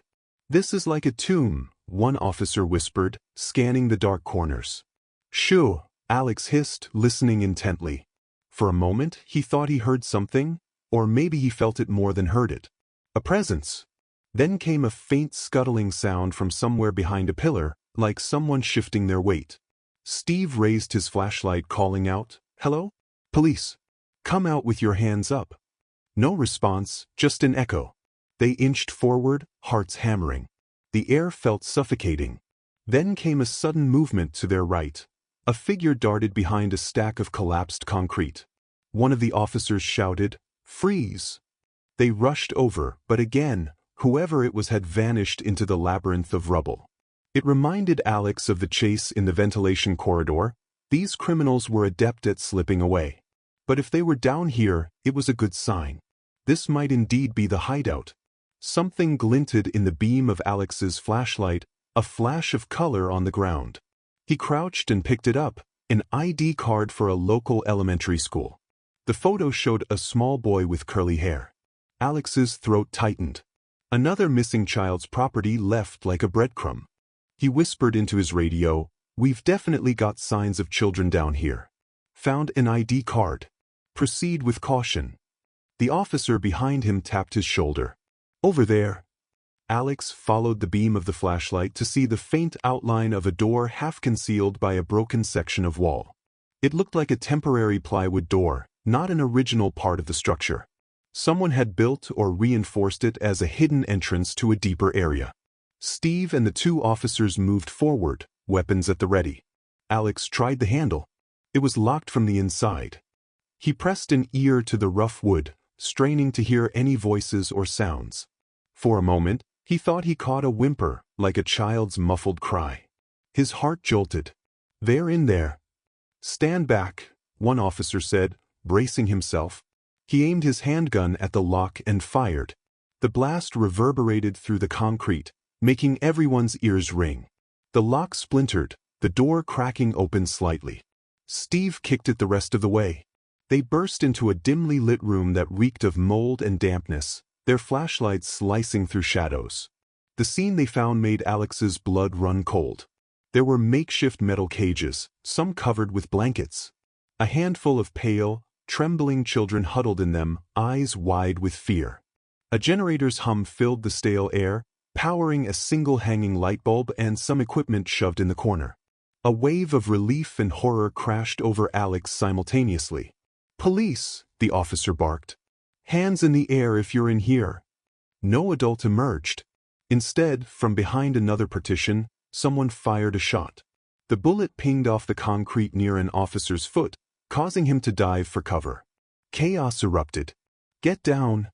Steve shouted. One officer returned fire, aiming high to avoid hitting the cages. Alex scrambled to a safer angle, heart pounding as a second shot cracked the air. The children in the cages screamed, pressing themselves against the bars. One officer managed to wedge himself behind an old metal cabinet and shouted into his radio for backup. The muzzle flash in the corner revealed at least two gunmen. Alex glimpsed them, dressed in dark clothes, faces partially obscured by bandanas. Another shot whizzed dangerously close. Alex ducked, adrenaline surging. They were pinned down in a cramped underground room with children in the crossfire. He motioned to the officer near him. "We have to secure the kids." "We need an angle to take those shooters out," the officer hissed back, voice trembling. "We can't risk hitting the children." A shrill cry rang out from one of the cages. A little girl who recognized the uniformed police as potential rescuers. "Help us, please." Alex clenched his teeth. "Cover me," he said, grabbing a fallen metal crate that might serve as partial shielding. Before the officer could protest, Alex rushed forward, hugging the crate to his chest and staying low. Gunfire barked from the corner, bullets clanging against the metal. Sparks flew. He nearly lost his balance but managed to press forward, finally skidding behind one of the cages. The children cowered, tears streaking their faces. "Stay down," Alex urged them. "We're here to help." One small boy reached through the bars and clutched Alex's uniform sleeve in desperation. Another shot ricocheted off the floor, sending shards of concrete. Alex cursed. They had to end this standoff fast. He radioed, panting, "Multiple hostiles, we found the children. Need backup ASAP. Subbasement, large open area, second door on the right. Officers pinned down." Steve and the two cops exchanged fire with the kidnappers, but it was haphazard. The kidnappers had some cover behind thick concrete blocks, and the officers needed to avoid hitting the cages. A bullet embedded in the cage bars near Alex's face, making a child shriek. Heart pounding, he tried to see if there was a path to get behind the shooters. He noticed a gap in the concrete wall that might circle around, but that meant leaving the children unprotected. After a moment's hesitation, he realized there was no other way. "I'll flank them," he shouted to the officer. "Keep them distracted." "Got it," came the tense reply. Drawing in a sharp breath, Alex crawled toward a debris-filled corner, hugging the gloom where the single overhead bulb didn't quite reach. He nearly tripped over a rusted metal beam. The gunshots continued sporadically, each muzzle flash lighting the room in harsh strobes. The children whimpered with every shot, their cries blending into a low, pitiful chorus. Crouching low, Alex slipped through the gap in the wall, where the collapse had formed a narrow pass. Dust coated his uniform, and the stones scraped his arms. He moved in near darkness, guided by memory and the faint echo of gunfire. Eventually, he emerged behind a tall stack of broken pallets. The kidnappers were only a few yards away, on the other side of the rubble. He peered around carefully, seeing two figures with firearms. One was reloading, the other spraying suppressive fire in the direction of Steve and the cops. Alex gripped his stun baton, frustration pulsing in his veins. He wished he had his old service weapon, but that life was behind him, until now. He had to make do. Summoning courage, he stepped out from behind the pallets. "Freeze!" he roared. The kidnappers whirled, startled. One raised a pistol, finger tightening on the trigger. Alex lunged, thrusting the baton forward. The tip crackled with electricity as he jammed it into the assailant's side. The man screamed, dropping his gun, limbs jerking. Alex struck again, sending the guy sprawling to the floor. The second kidnapper reacted quickly, swinging the rifle toward Alex. But Steve had emerged from the original angle, seeing Alex's opening. He fired a precise shot that struck the second kidnapper's shoulder. The man cried out, dropping his weapon. Steve kicked it away and pinned him with a knee to the back. The entire firefight had lasted only seconds, but it felt like a lifetime. Shaking, Alex exhaled in relief. "Clear! Clear!" he shouted, hoping no other gunmen were lurking. The other officers hurried over, weapons trained on the downed kidnappers. One was writhing from the stun, the other cursing and clutching his bleeding shoulder. "Where are the rest of you?" an officer demanded, pressing the muzzle of his gun to the man's temple. "How many more are involved?" The kidnapper just spat, refusing to speak. The officers yanked him roughly to handcuff him. Meanwhile, Steve secured the other assailant. Alex turned, feeling his entire body tremble with the rush of adrenaline. He rushed to the cages, heart pounding as he tried to figure out how to unlock them. "It's okay," he told the children, voice shaking slightly. "You're safe now. We'll get you out." A glance around revealed a set of keys on a makeshift work table. He snatched them up and began trying them one by one on the locks. He recognized some of these children from the police reports. Lily Harrington, who matched Danny's description. Emily, the girl in the pink jacket. Another boy. They all looked exhausted, tear-streaked, terrified, but alive. As soon as Lily's cage opened, she stumbled out, sobbing. "Please, where's my brother?" "He's safe," Alex managed, tears prickling at his own eyes. "He's been waiting for you. He never gave up." She clung to him, trembling so fiercely he thought she might collapse. He guided her to an officer, who wrapped a blanket around her. One by one, they unlocked the cages, helping the children out. Two kids had difficulty walking, likely from being bound for hours, so Steve gently lifted them. Alex's radio crackled with the frantic voice of an officer. "We've got units inbound for support. Is everyone all right down there?" He glanced at the trembling children, then at the subdued kidnappers. "We have multiple kids rescued, 2 suspects in custody. Officers are okay." A wave of cheers and relief echoed over the radio. More footsteps sounded from the corridor, Sergeant Holmes and Detective Santos among them. They rushed in, eyes wide at the sight of the children. Santos immediately holstered her gun and helped comfort one of the more hysterical kids. "You found them," she breathed, looking at Alex in awe. "We got lucky," he said, voice thick with emotion. "They're alive." Officers swarmed the area, snapping photos, securing the scene, reading the kidnappers their rights. The children were guided out in shaky steps toward the corridor where paramedics would likely be called in. Lily Harrington kept asking for Danny, sobbing in relief when Alex assured her that she'd see him soon. Amid the commotion, Alex noticed that the kidnappers refused to speak. Even battered and captured, they kept their mouths shut, faces twisted with anger or stoic defiance. One of them occasionally spat at the police, but not a single word about who was behind it all. Alex felt a chill. If these were only foot soldiers, then the real puppet masters were still at large. Sure enough, as they led the wounded kidnappers out of the sub-basement, one officer reported that the partial lockdown was still in effect, but no major leads had surfaced on any additional suspects. It was possible that the group operating in the mall was bigger than these two. The children had been found, but were they all the missing ones, or just some? Holmes, hurrying to check the children's conditions, gave Alex a nod of admiration. "Good work, all of you. This is a major breakthrough." Alex should have felt relief or pride, but a deep unease gnawed at him. He had to ask, "Do we know if these are all the missing kids?" Holmes sighed. "Not sure yet. We have parents upstairs, frantic. Some children might not even be reported missing if the parents assumed they were wandering the mall. Let's get them identified, then we'll know." Santos was gently questioning a small boy who clung to a blanket. "Were there any other children held somewhere else?" she asked quietly, stroking his hair. The boy sniffled, wide-eyed. "Some went away. It took them. I don't know where." Terror shot through Alex's veins. "You mean they were moved out of this room?" The child nodded, tears streaking his cheeks.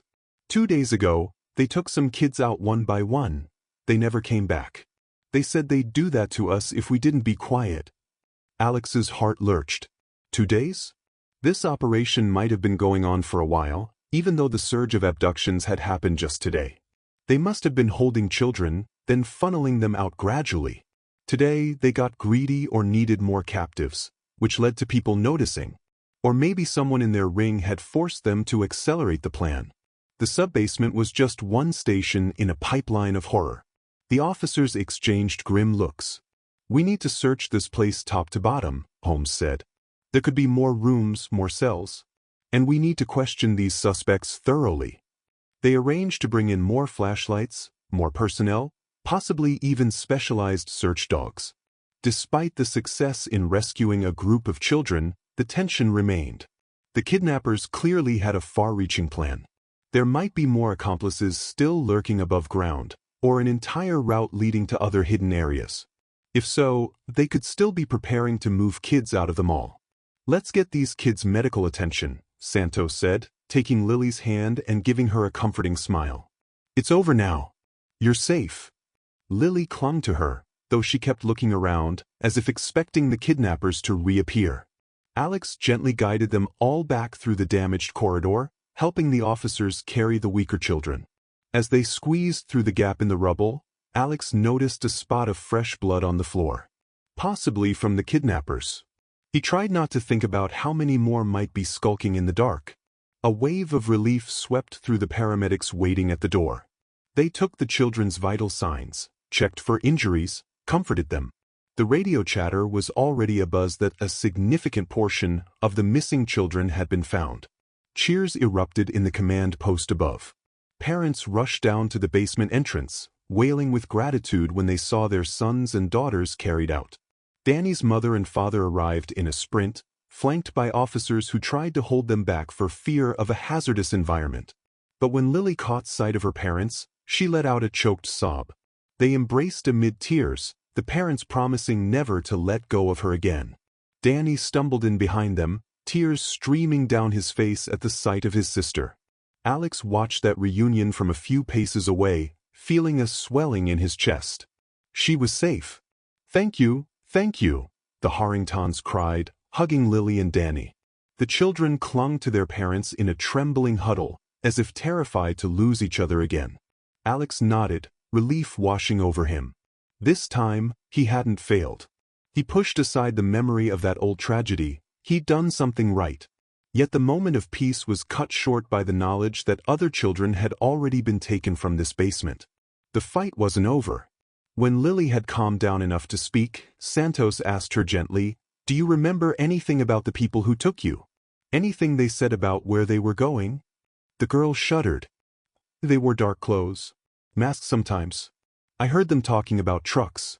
Big trucks that come to the mall. They said something about meeting a schedule."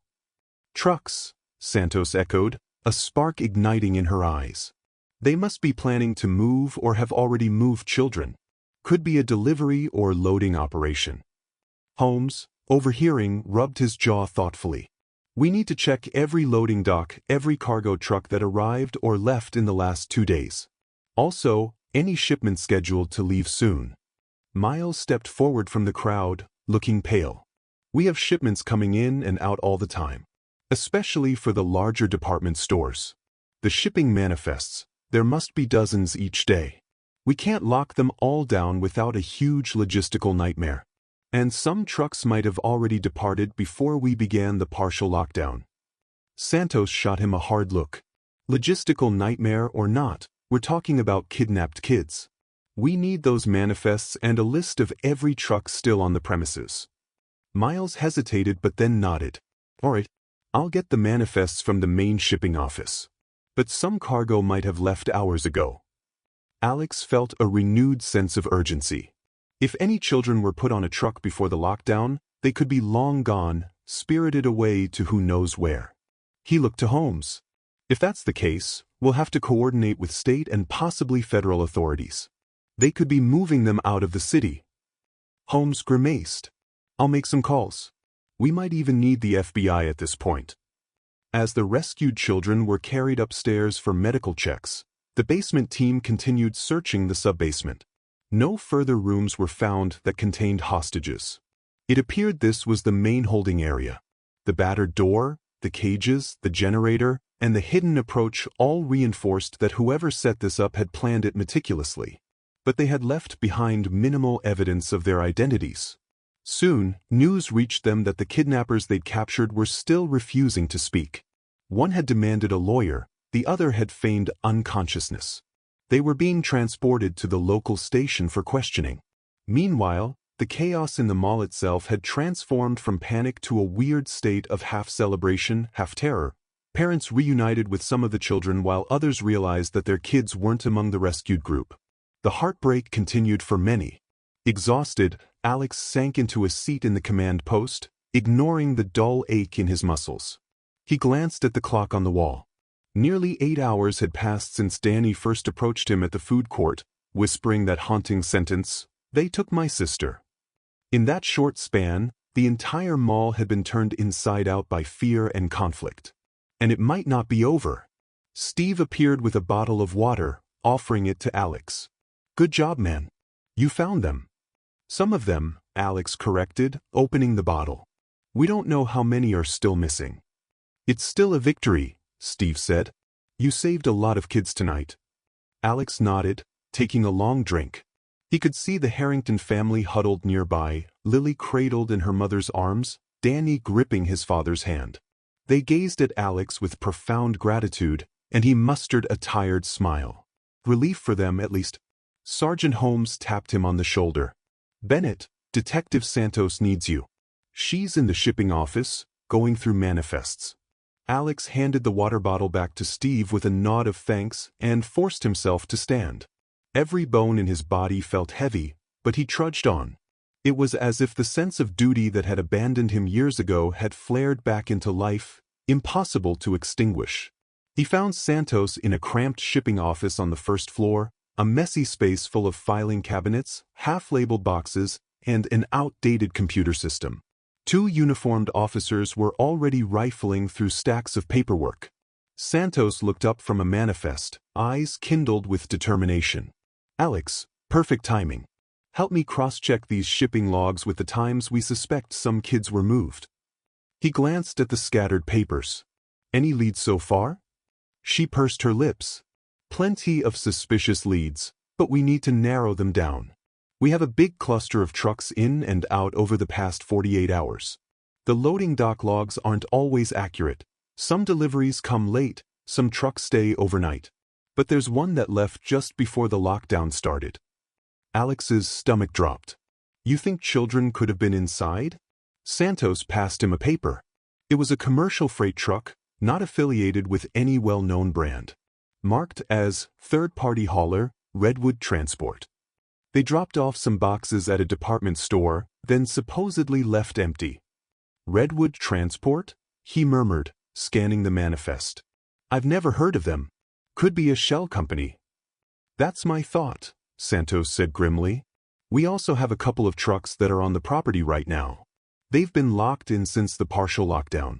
They can't leave until management gives the okay. Alex gestured at the logs. Let's focus on the ones still here. Maybe we can find evidence or hidden compartments. If the kidnappers plan to move more kids tonight, we might catch them in the act. Exactly. They pored over the logs, searching for anything out of the ordinary. Repeated visits from the same trucking company, mismatched data, or a truck that stayed far longer than usual. One line item caught Alex's eye. A truck from Bullseye Freight Solutions, scheduled to arrive earlier that afternoon but delayed. The records showed it had actually arrived only an hour before the lockdown, and it was apparently still on the property. He read aloud, Bullseye Freight Solutions, typically delivering supplies for that big electronics store on the second floor. Arrived late, hasn't checked out yet. Santos leaned over to see the paper. We need to inspect that truck, pronto. They radioed the officers at the loading docks.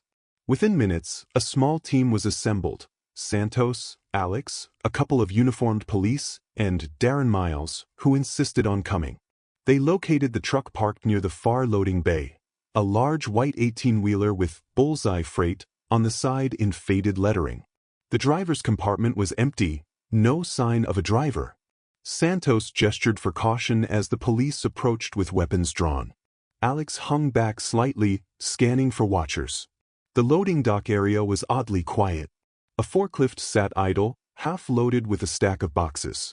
It felt as if the entire place had been abandoned in a rush. One of the police officers tried the truck's doors, locked. Another officer shined a flashlight through the windshield. No one inside, he confirmed. Another officer circled around to the rear, where the massive cargo door was secured with a padlock. Santos signaled to break it. The officer used bolt cutters again, snapping the lock. Tension rippled through the group. Could the kidnappers be hiding in the cargo hold with more children? Or was it empty? With guns raised, they flung the doors open. A musty smell spilled out. Boxes lined the interior, stacked about halfway up. Santos gestured for Alex to shine a flashlight as the officers slowly entered, stepping between piles of crates labeled appliance components, electronics, and other bland categories. It looked legit on the surface, just an ordinary shipment. But they needed to check for hidden compartments. This is the police, Santos called, voice echoing in the trailer. If anyone's in here, come out. Silence. Carefully, they pried open a few boxes. The first ones indeed contained electronics, but behind them, one officer found an entire row of crates that were suspiciously light. He knocked on one, hearing a hollow sound. False box, he muttered. They slid it aside, revealing a metal door welded into the interior trailer wall. Everyone froze, adrenaline surging. That's definitely not standard, Miles muttered, eyes wide. Santos nodded. Open it. One of the officers crouched, searching for a latch. When he found it, a small twisting handle popped. The metal panel creaked, revealing a cramped compartment. Inside, they found no children, just a stack of rope, duct tape, and a few black jackets. The eerie uniform of the kidnappers, it seemed, along with a stash of forged IDs and badges. Alex felt a chill as he spotted a fake Riverpoint Mall security badge among them, complete with a photo of an unknown man. This is it, Santos breathed. This truck was meant to transport them. Either they used it before or they planned to use it soon. Miles stared, appearing aghast. Dear God. We'll have the forensics team go through this with a fine-tooth comb, Santos said, exhaling. We might find clues to the rest of their operation. But it looks like the driver vanished when the lockdown happened, maybe fled on foot. Alex's thoughts spun. They had uncovered a real piece of the puzzle. This hidden compartment in a freight truck was precisely how these criminals could smuggle kids out of the mall. The presence of multiple jackets and gear suggested more than 2 kidnappers.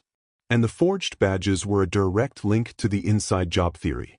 One of the officers whistled. "This is bigger than we realized." At that moment, a commotion sounded from outside the trailer. A uniformed officer shouted, "Hey! Stop right there." Then the scuffle of footsteps. Santos and Alex rushed out, guns at the ready, to see if the driver had returned. They emerged into the stark overhead lights of the loading bay to find an officer grappling with a wiry man in a black baseball cap. The man tried to break free, but the officer pinned him down. Another policeman rushed in to help. This guy was skulking around behind the pallets, the officer panted. "He took off when he saw us." The man spat in defiance. "I'm just a warehouse worker. What's the problem?" "Show us your ID," Santos demanded, stepping forward. She recognized the suspicious face from one of the camera stills. Though it was partially hidden, he had the same thin mustache and wiry build. He scowled. "I lost it." "Sure you did," Alex muttered. "Cuff him." The officers locked his hands behind his back. He sneered. "Do you have any idea who you're messing with?" "We do," Santos said coldly. "Kidnappers and traffickers." "That's who." Her words sent a ripple of shock through Miles, who hovered behind them, looking pale. The suspect, however, just gave a cruel laugh. "You won't stop us all." Alex's spine tingled. "Where are the rest? How many more kids did you take?" The man clammed up. Santos pressed him. "Your buddies in the subbasement are in custody. You've got nowhere to run." He narrowed his eyes but stayed silent. The officers hauled him off toward the interior to be processed. Santos rubbed her forehead. "We're finding more suspects." "That's good. The net is closing." Miles exhaled unsteadily. "This is the worst crisis this mall has ever seen. I can't believe something like this was happening under my watch." Alex turned to him. "We need to do a final, systematic sweep with the police, checking all trucks, all corridors. This is the only way to be sure no more kids are hidden or that no other kidnappers are lying low." Miles nodded, though his face remained pinched with some internal worry. "Of course, whatever you need." Santos radioed the command post, her voice tinged with a renewed sense of optimism. "We've located a hidden compartment in a freight truck used for trafficking. We have one more suspect in custody. We're proceeding with a final sweep." The officer on the other end cheered quietly. "That's great news, Detective. We've set up a medical station for the recovered children. Some of them are giving statements. Others are too traumatized to speak yet." "Understood," Santos replied. "Keep me updated on any new developments." "Copy that. Over and out." Miles turned away to make a call on his cell phone, presumably to update management. Santos approached Alex, dropping her voice. "We found these compartments, multiple suspects, but do you feel like we have the ringleader?" Alex studied her face. "No. It seems like we've only cut off one branch of a bigger network. We still don't know who arranged all this or how they got such detailed knowledge of the mall's blind spots." She nodded gravely. "Agreed. I suspect we'll find some clue in the evidence from that trailer or from one of these suspects if they start talking. But the person behind this is cunning enough to have layers of deniability." Alex stole a glance at Miles, who paced near the trailer, phone pressed to his ear, speaking in hushed tones. He had every reason to be upset, but something about his tense posture made Alex uneasy. He recalled earlier moments, Miles's reluctance to consider a lockdown, his push to keep everything quiet, the way he seemed rattled now that they were actually uncovering details. But maybe that was just normal fear. Many employees would be rattled by a scandal like this. For now, there was too much else to do. He resolved to continue the final sweeps, praying no more children were hidden. Santos and the officers fanned out across the remaining trucks in the loading bays. They discovered that a couple of drivers were napping in their cabs, clueless about the situation, and one was dozing in a staff lounge. No other secret compartments turned up. The tension gradually eased as they confirmed no more immediate threats in the cargo area. By the time they finished, it was the middle of the night. The overhead lights in the mall had dimmed. Riverpoint Mall was never meant to stay open so late. The partial lockdown still held, though a trickle of customers had been escorted out after thorough checks. The rest had gone home hours ago, many leaving statements with the police.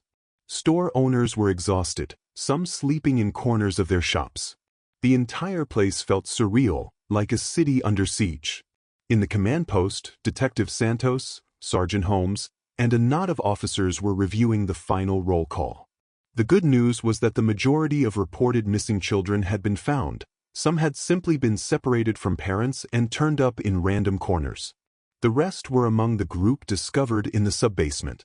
But one or two were still unaccounted for, including the child from the carousel that the father had reported. They hadn't turned up in the basement. Possibly they had escaped the kidnappers on their own, or they'd slipped out of the mall unnoticed. That child's father anxiously paced, refusing to leave until his daughter was located. Holmes exhaled. "All right, let's do a final facility-wide announcement. If she's hiding somewhere, we want her to come out.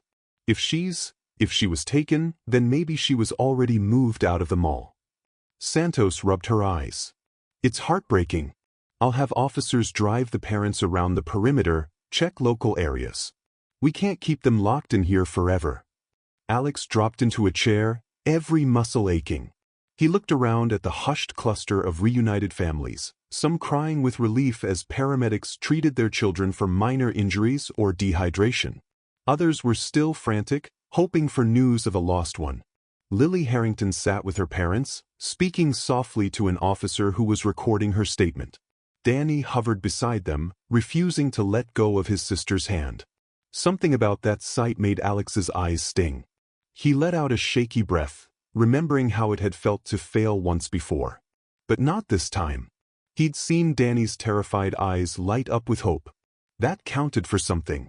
A hush fell as an officer stepped into the command post, towing along one of the captured kidnappers from the sub-basement, the one who'd been stunned.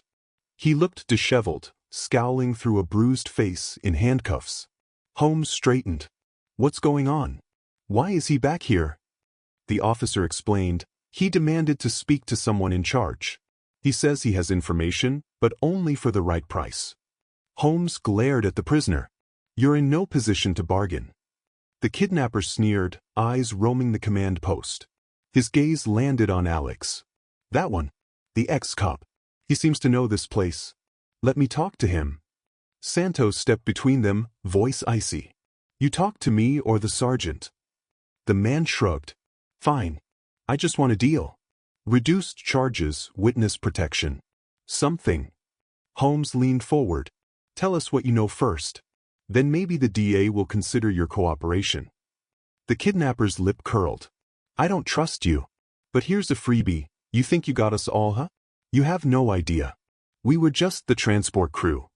Santos folded her arms. "So who's really behind this?" The kidnapper laughed, a dry, humorless sound. "Like I'd give you that. Let's just say it's someone close, someone who makes sure we have access to everything we need." A cold weight dropped into Alex's stomach. He glanced at Miles, who had quietly entered and was standing at the edge of the room, face pale. The kidnapper's eyes flicked to him for the briefest second, but then back to Santos.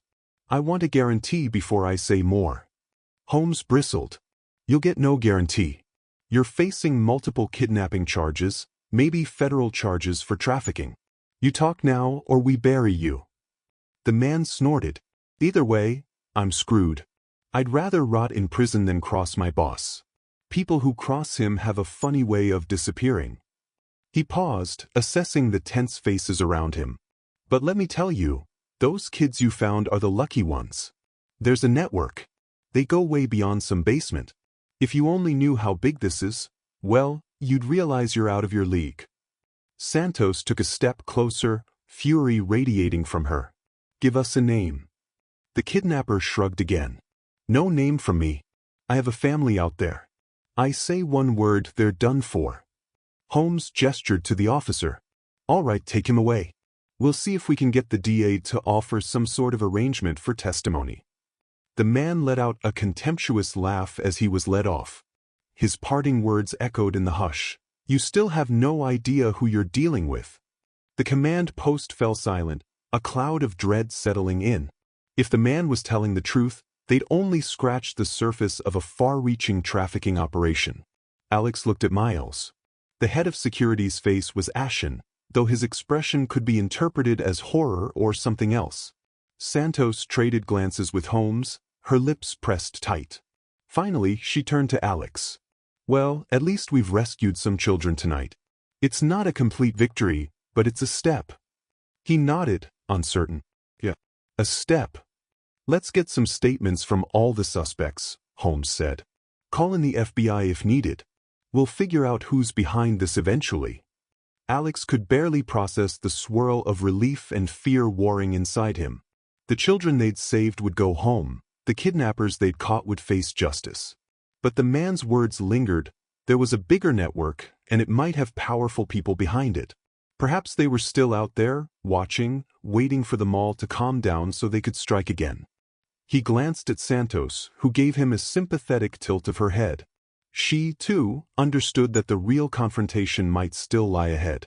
For tonight, though, they had done as much as they could. Families were reunited, a partial lockdown was winding down, and the immediate threat in Riverpoint Mall had been neutralized. But deep in Alex's gut, a storm brewed. He knew that if the infiltration went as high as some twisted conspiracies suggested, this was far from over. Someday soon he might have to confront the possibility that a friend or mentor was involved. The thought made him shudder. For now, paramedics wheeled out the last of the rescued children, their crying replaced by murmurs of comfort from relieved parents. The crowd thinned. Exhausted officers slumped in chairs, updates poured in. In the background, Lily Harrington's fragile voice came through, telling an officer about the mean men in black coats who threatened them. Outside the command post windows, the lights of the mall seemed to flicker, as if the building itself were exhaling after the nightmare. Alex rubbed his face, pushing back exhaustion. He'd stay on duty until every last child was accounted for or until the police sent him home. This was personal now. The images of those cages in the sub-basement would forever be burned into his mind. No matter what darkness remained, he vowed to stand guard against it. Somewhere in the building, beneath the silence, secrets still lurked. And the faint sound of sirens from outside reminded everyone that the real fight, against a network of criminals who saw children as commodities, was only beginning. A subdued hush hung over Riverpoint Mall in the aftermath of the rescue operation, as though the entire building was in collective shock over what had transpired. Officers still milled about, collecting statements and coordinating with paramedics, but most of the customers had finally been allowed to leave once they were verified and cleared. The overhead speakers played a bland, looping announcement. "Thank you for your patience. The situation is under control. Please follow the directions of law enforcement personnel." Yet to Alex's ears, those words rang hollow. The tension might have eased at the surface, but beneath it, an ominous current remained. He sat in a folding chair in the command post, shoulders slumped, fatigue weighing on him like a lead blanket. Detective Maria Santos knelt beside a child who'd just been brought in, one that a police team found hiding in a restroom, terrified but unharmed. His parents had shown up almost immediately, weeping in relief. At least one more little one saved. Alex tried to muster a hint of optimism. They had accomplished a lot, discovered a major trafficking cell in the sub-basement, rescued multiple children, and apprehended several suspects. But that final note from the captive kidnapper, his mocking tone, the reminder they'd only scratched the surface, gnawed at him. He could almost feel the presence of a bigger threat lurking behind the scenes. A uniformed officer approached him. "Bennett, we're set to wrap up the immediate sweeps. The paramedics are preparing to transport the rescued kids to the hospital for further checks." Alex forced himself upright, nodding. "All right, that's good." The officer shifted awkwardly. "You, might want to get some rest. You've been on your feet for hours." Rest was the farthest thing from Alex's mind. He looked over at Danny and Lily Harrington, huddled with their parents, who were thanking a paramedic. Lily clung to her brother's hand like she'd never let go again. A wave of warmth flickered in Alex's chest. Seeing them safe was reason enough to keep going. Just then, Darren Miles strode in, phone still in hand. He flashed a tense smile at Alex. "I've just spoken with the mall's legal team. They're cooperating fully with the police, of course, but they want to ensure the mall doesn't face undue liability." Alex studied him carefully. "People might sue. They're furious their kids were vulnerable here." Miles ran a hand over his hair, exhaling. "It's a nightmare. Insurance claims, potential class actions, media storms. I never imagined anything like this could happen in our building." Detective Santos ended her conversation with the newly discovered child and rose, stepping over to them. "We found a total of 8 children so far. Most matched the families who reported them missing. 1 or 2 might have been kidnapped before today and never noticed as missing at the mall. Regardless, we have them now." Miles nodded. "And the kidnappers we caught, they're not talking?" "Refusing to cooperate," Santos said. "One demanded witness protection, but he won't give a name until he sees a deal. We'll pass that up the chain. He claims this is the work of a larger network." Miles frowned. "I suppose that's possible. Human trafficking rings are known to be elaborate." "Yes," Santos said softly, her gaze slipping toward Alex. She hesitated as if considering whether to say more. Then she decided against it. "Right now, we're just glad we rescued these kids." Alex could feel the question burning on the tip of his own tongue. If there's someone at the mall feeding these criminals information, who is it? Darren Miles? Another high-ranking staffer? Miles was certainly acting frazzled, but that could simply be the stress of a genuine crisis. The last thing Alex wanted was to accuse his boss unfairly. But he wasn't about to let it go completely either. Santos's phone chimed. She glanced at it. FBI's mobilized a short team, likely arriving by morning. They'll want to see the sub-basement and the evidence from that hidden truck compartment. Miles pressed his lips together. "I'll clear the way for them. This mall is about to become a crime scene for a while." Before anyone could reply, a voice crackled from Santos's radio. "Detective, this is Officer Ramirez. We've just had a report from a store manager in the southwestern corridor. He claims a staff member was seen leaving the building without going through proper lockdown procedures." Santos lifted the radio. "Which staff member?" The manager only got a brief look, said he thought it was the head of security. He recognized the uniform but wasn't sure. Alex's pulse jumped. He glanced at Miles, who was standing right in front of him, obviously not the person in question. So who else might have a uniform that made them look like a head of security? The kidnappers had used fake badges and had worn security-style jackets.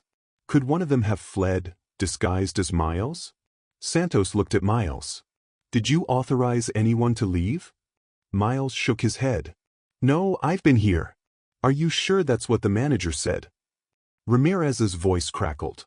"He said the staff member was wearing a high-level security uniform. Possibly your insignia. Ran out through an emergency exit near the southwestern corner." Santos frowned.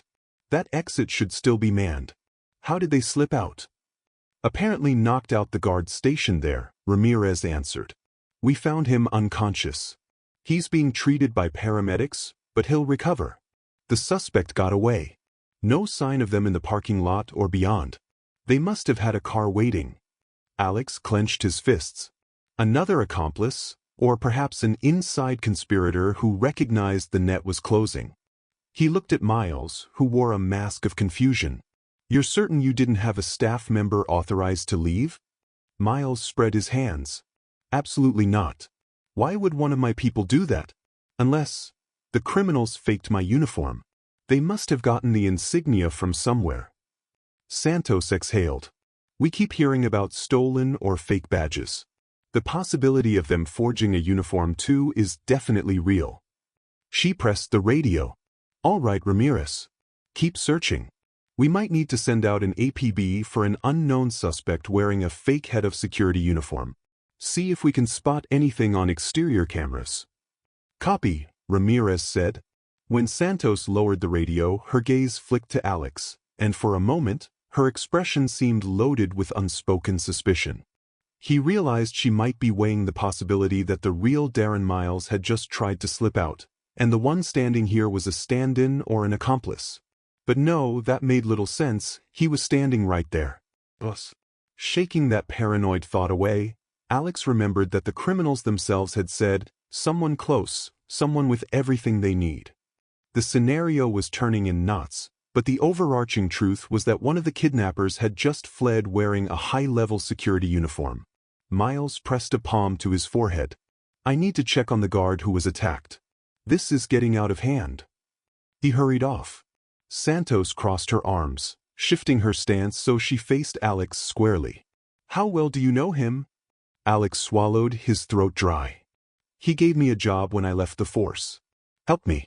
I've known him for 7 years, and he's always been straightforward. Sure, he's about efficiency, maybe a bit too concerned with the mall's public image, but I'd never have pegged him for a criminal. Santos's voice dropped. I'm not making accusations. But the deeper we get, the more I suspect the criminals have a direct line to critical mall data. Either they bribed someone high up or they planted an insider. Your boss is in the perfect position to orchestrate it. Alex lowered his gaze.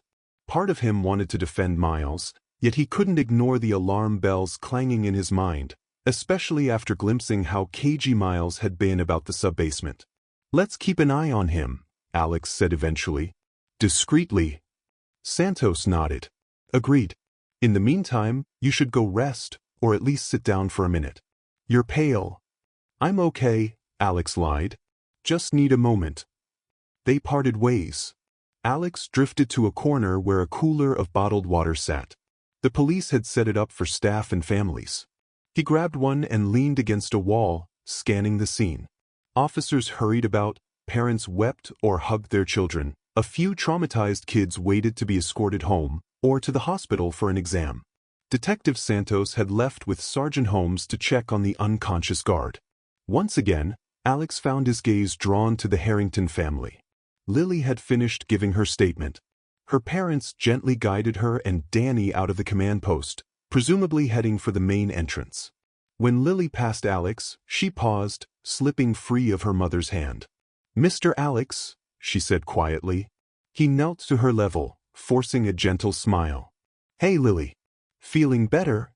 Tears welled in her eyes. You saved me. Thank you. He shook his head. I only helped. Your brother is the one who came to me. He's a brave kid. She sniffled, blinking away tears. I want you to have this. She reached into her pocket and pulled out a small ribbon hair tie, pink with a little plastic heart. For luck. Alex swallowed the lump in his throat. I can't take your hair tie, sweetie. It's okay. She pressed it into his hand. I'll get another one. Just don't forget about us. Please make sure nobody else gets hurt. His eyes stung with tears. I promise I won't forget. And I'll do everything I can to keep people safe. She gave him a trembling smile, then her mother ushered her away. Danny gave Alex a wave, his own eyes brimming, and then the family walked off. As Alex stood up, the pink ribbon felt like a profound weight in his palm. He slipped it carefully into his pocket, a reminder of why he was doing all this. Outside, dawn was breaking. The mall's nightmarish lockdown had lasted well into the early hours, and the sky beyond the glass entrance glowed faintly with sunrise. Many of the on-duty officers were bleary-eyed, and even the few who had rotated in from outside looked exhausted just hearing the stories. Within the next hour, the FBI contingent arrived, a small group led by a stern-faced agent named Mark Sandoval. They took over the sub-basement scene, photographed every inch of the hidden truck compartment, and interviewed the local officers and security. A hush fell over the site as the feds moved in, methodical and thorough. Alex gave them a rundown of events. Danny's initial plea for help, the multiple kidnappings, the hidden room, the confrontation. Agent Sandoval asked pointed questions, scribbling in a notepad. So these suspects you apprehended were all wearing dark clothing, used fake badges, and had knowledge of camera blind spots? Sandoval said at one point, rechecking his notes. Yes, Alex confirmed. They took advantage of the mall's layout perfectly. It's clear they had inside intelligence. We're not sure who supplied it. Sandoval exchanged a look with a female agent beside him. Then he turned back to Alex. If we find out there's a ringleader who had direct access, we'll prosecute them at a federal level. This is serious business. Multiple kidnappings, trafficking minors across state lines. The FBI has no tolerance for that. Alex nodded, quiet relief mingling with dread. He wanted these criminals to face full justice, but if it turned out to be someone he knew, the thought unsettled him. Still, better the truth come out than remain hidden. Throughout the morning, the FBI interviewed all the suspects. Most stayed tight-lipped. The one who demanded a deal repeated his stance, refusing to name names without a formal agreement from a prosecutor. The local day was on the fence, unsure if they wanted to give such a deal without more guaranteed intel.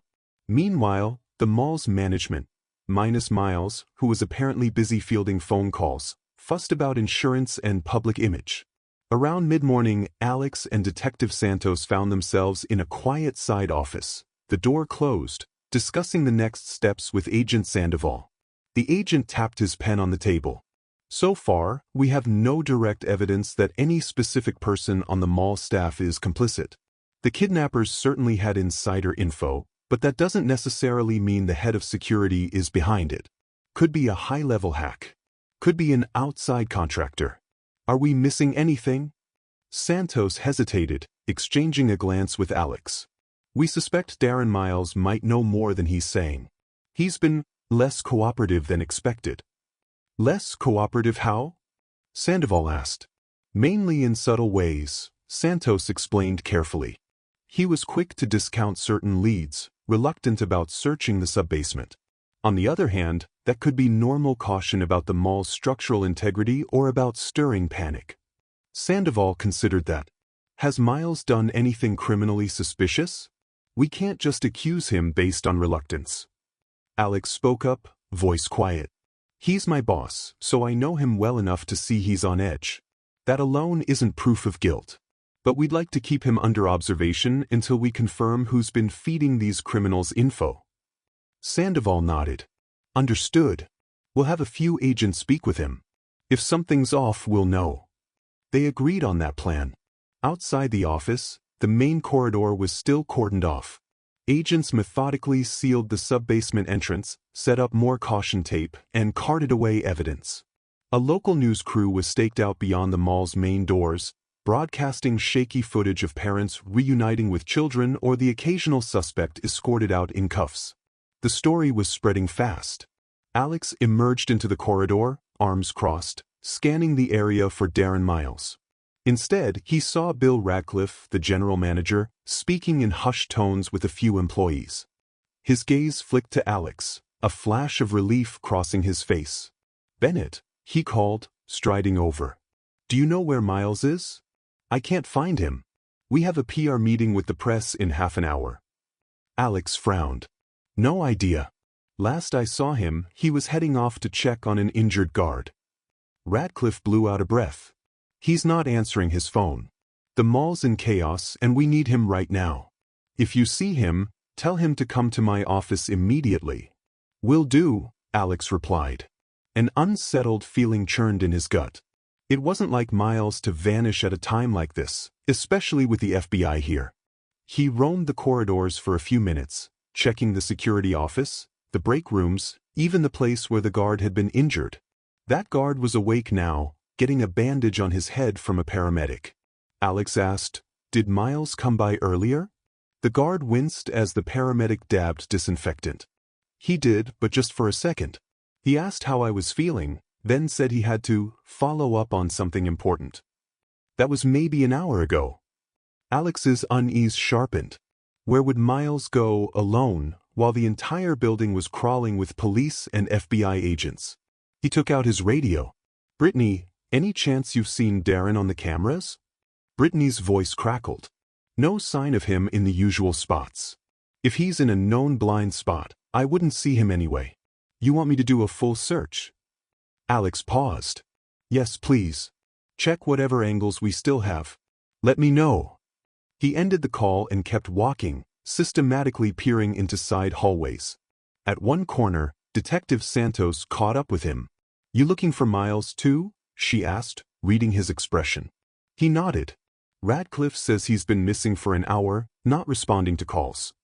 Santos's jaw clenched. "That's odd timing. You think he's avoiding the feds?" "Could be. Let's keep our eyes open." They continued together, eventually reaching a lesser-used hallway that led to a suite of management offices. At the end was a locked door with a frosted glass panel that read, "Security Chief." Alex recognized it as Miles's personal office. Usually, Miles kept it locked if he wasn't inside. But something about the faint sound of movement on the other side made Alex lift a hand and signal Santos to be quiet. She mouthed, "He's in there?" Alex pressed his ear to the door. He caught the muffled clatter of drawers opening and closing, like someone frantically searching for something. His heart thumped. Leaning back, he tried the knob. But Santos pounded on the door. "Miles? It's Detective Santos. Open up." The noise stopped abruptly. Silence followed. "Darren," Alex said, raising his voice. "We need to talk. Are you all right?" No answer. Santos signaled for Alex to stand aside. She planted a swift kick near the door's lock, the wood splintering with a crack. After a couple of blows, the door gave way. They rushed in, flashlights raised, tension crackling in the air. Miles stood behind his desk, hands rummaging through a safe set into the wall. He spun around, eyes wide, face flushed. For a moment, Alex thought he saw raw panic. "Miles," Santos said, breathless. "What are you doing?" He held a file folder in one hand, half stuffed with papers. His lips parted, as though he were scrambling for an explanation. There's sensitive information here that could harm the mall if it got into the wrong hands. I'm trying to secure it." Santos's gaze narrowed. "Why not let the FBI see it? We're investigating a trafficking ring operating in your mall." Miles swallowed, glancing at Alex. "I was going to show them later, but I wanted to make sure I removed personal data on employees first. We could be sued if that gets out." Let me see the file," Santos demanded, stepping forward. "Now." Miles visibly tensed, hugging the folder closer. "Detective, please, I can't just hand over confidential records." Santos's tone turned lethal. "This is an active federal investigation. Hand it over, or we'll consider you obstructing justice." His eyes flicked between Santos and Alex, searching for an ally. Alex felt his heart sink. Why was Miles acting so jumpy about documents? If it was just employee data, there was no reason to hide it. Slowly, the security chief extended the folder to Santos. She snatched it, flipped it open, scanning the top pages. Her brow furrowed and she flipped deeper. Alex leaned close enough to catch glimpses: shipping logs, security camera maintenance schedules, lists of blind spots, and a suspicious note referencing additional nightly shipments. "These logs look like the ones the criminals used," Santos said quietly, not removing her eyes from the papers. "Why are they in your personal safe, Darren?" Miles's jaw worked as if he was chewing on a lie he couldn't swallow. I keep all the security vulnerabilities in that safe so no one can misuse them." "Except they've been misused," Santos countered. "Were you planning to destroy these?" "Of course not," he protested, but a flicker of guilt twitched across his face. Alex felt his stomach knot. "Darren, this looks really bad. Just tell us the truth." Miles lowered his gaze, shoulders trembling. "I didn't want it to happen here, you have to believe me. They threatened my daughter. She's in college out of state. I got a call one day from a blocked number. They knew her class schedule, her dorm. They said if I didn't cooperate, they'd make her vanish." Santos's expression shifted from anger to a complicated blend of pity and revulsion. "So you fed them the information?" Miles shuddered. "I provided some camera layouts.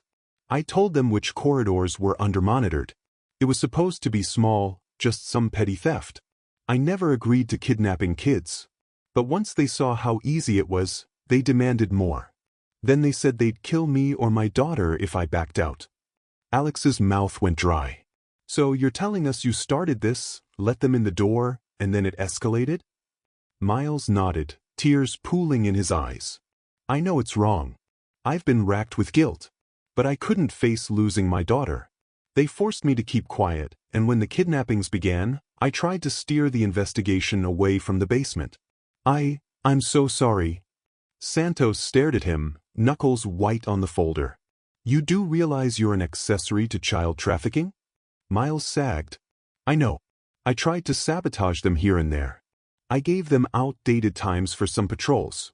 But they had people of their own. I was in too deep. For a moment, Alex could only stand there, feeling both furious and oddly sympathetic. This man had endangered children, but he'd done it under the threat of his own daughter's life. Still, the cost in innocent lives was staggering. Why didn't you come to the police? Santos pressed. Miles let out a bitter laugh. That's the first thing they warned me against. They had photos of her, took them from outside her campus. I was terrified. They said they'd know if I spoke. I tried to back out, but each time they threatened me. Santos gestured with the folder. This is evidence of your involvement. You realize you're going to be arrested. Miles gave a trembling nod. I deserve it.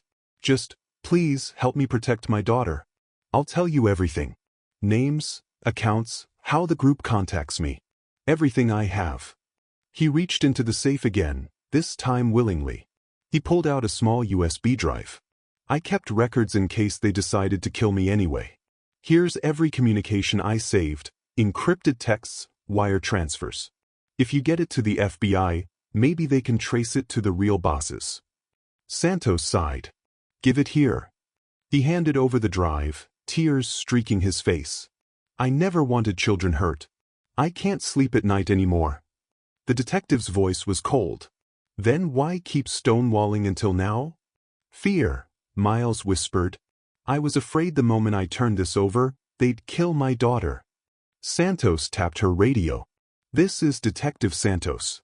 I need a couple of officers at Darren Miles's office. He's in custody. Bring him in for formal questioning. He has evidence of a trafficking ring.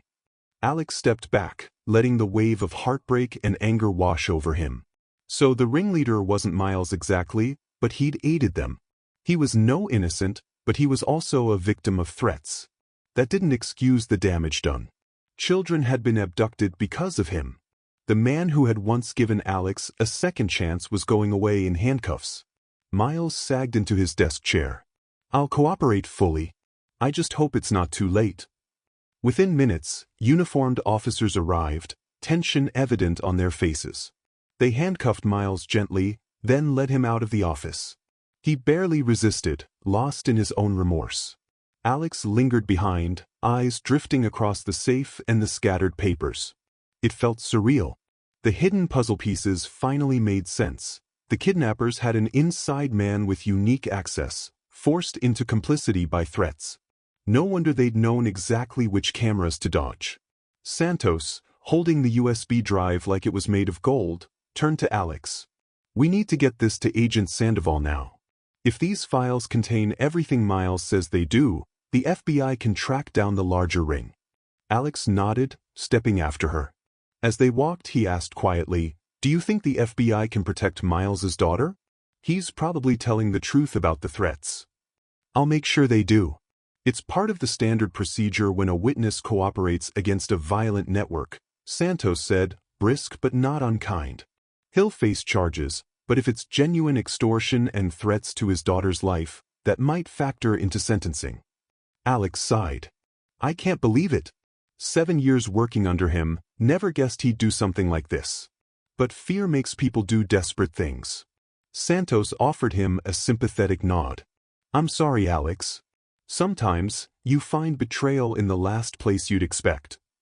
They found Sandoval near the sub-basement entrance, where the FBI was finalizing evidence collection. Santos wasted no time handing the agent the USB drive and explaining. Sandoval's eyebrows rose in surprise. Miles was the insider all along? Santos nodded. He claims the traffickers threatened his daughter. We'll verify that. But in the meantime, he says these files can connect us to the bigger network. Sandoval whistled softly. We'll get our analysts on it right away. With any luck, we can roll up the entire ring. He paused, glancing at Alex. Good job seeing this through, Bennett. You too, detective. Santos gave a half-smile. The real thanks belongs to all the officers and guards who never gave up looking for those kids. Sandoval's phone buzzed. He answered it, stepping aside to speak in hushed tones. Alex leaned against a wall, letting the tension in his body slowly unravel.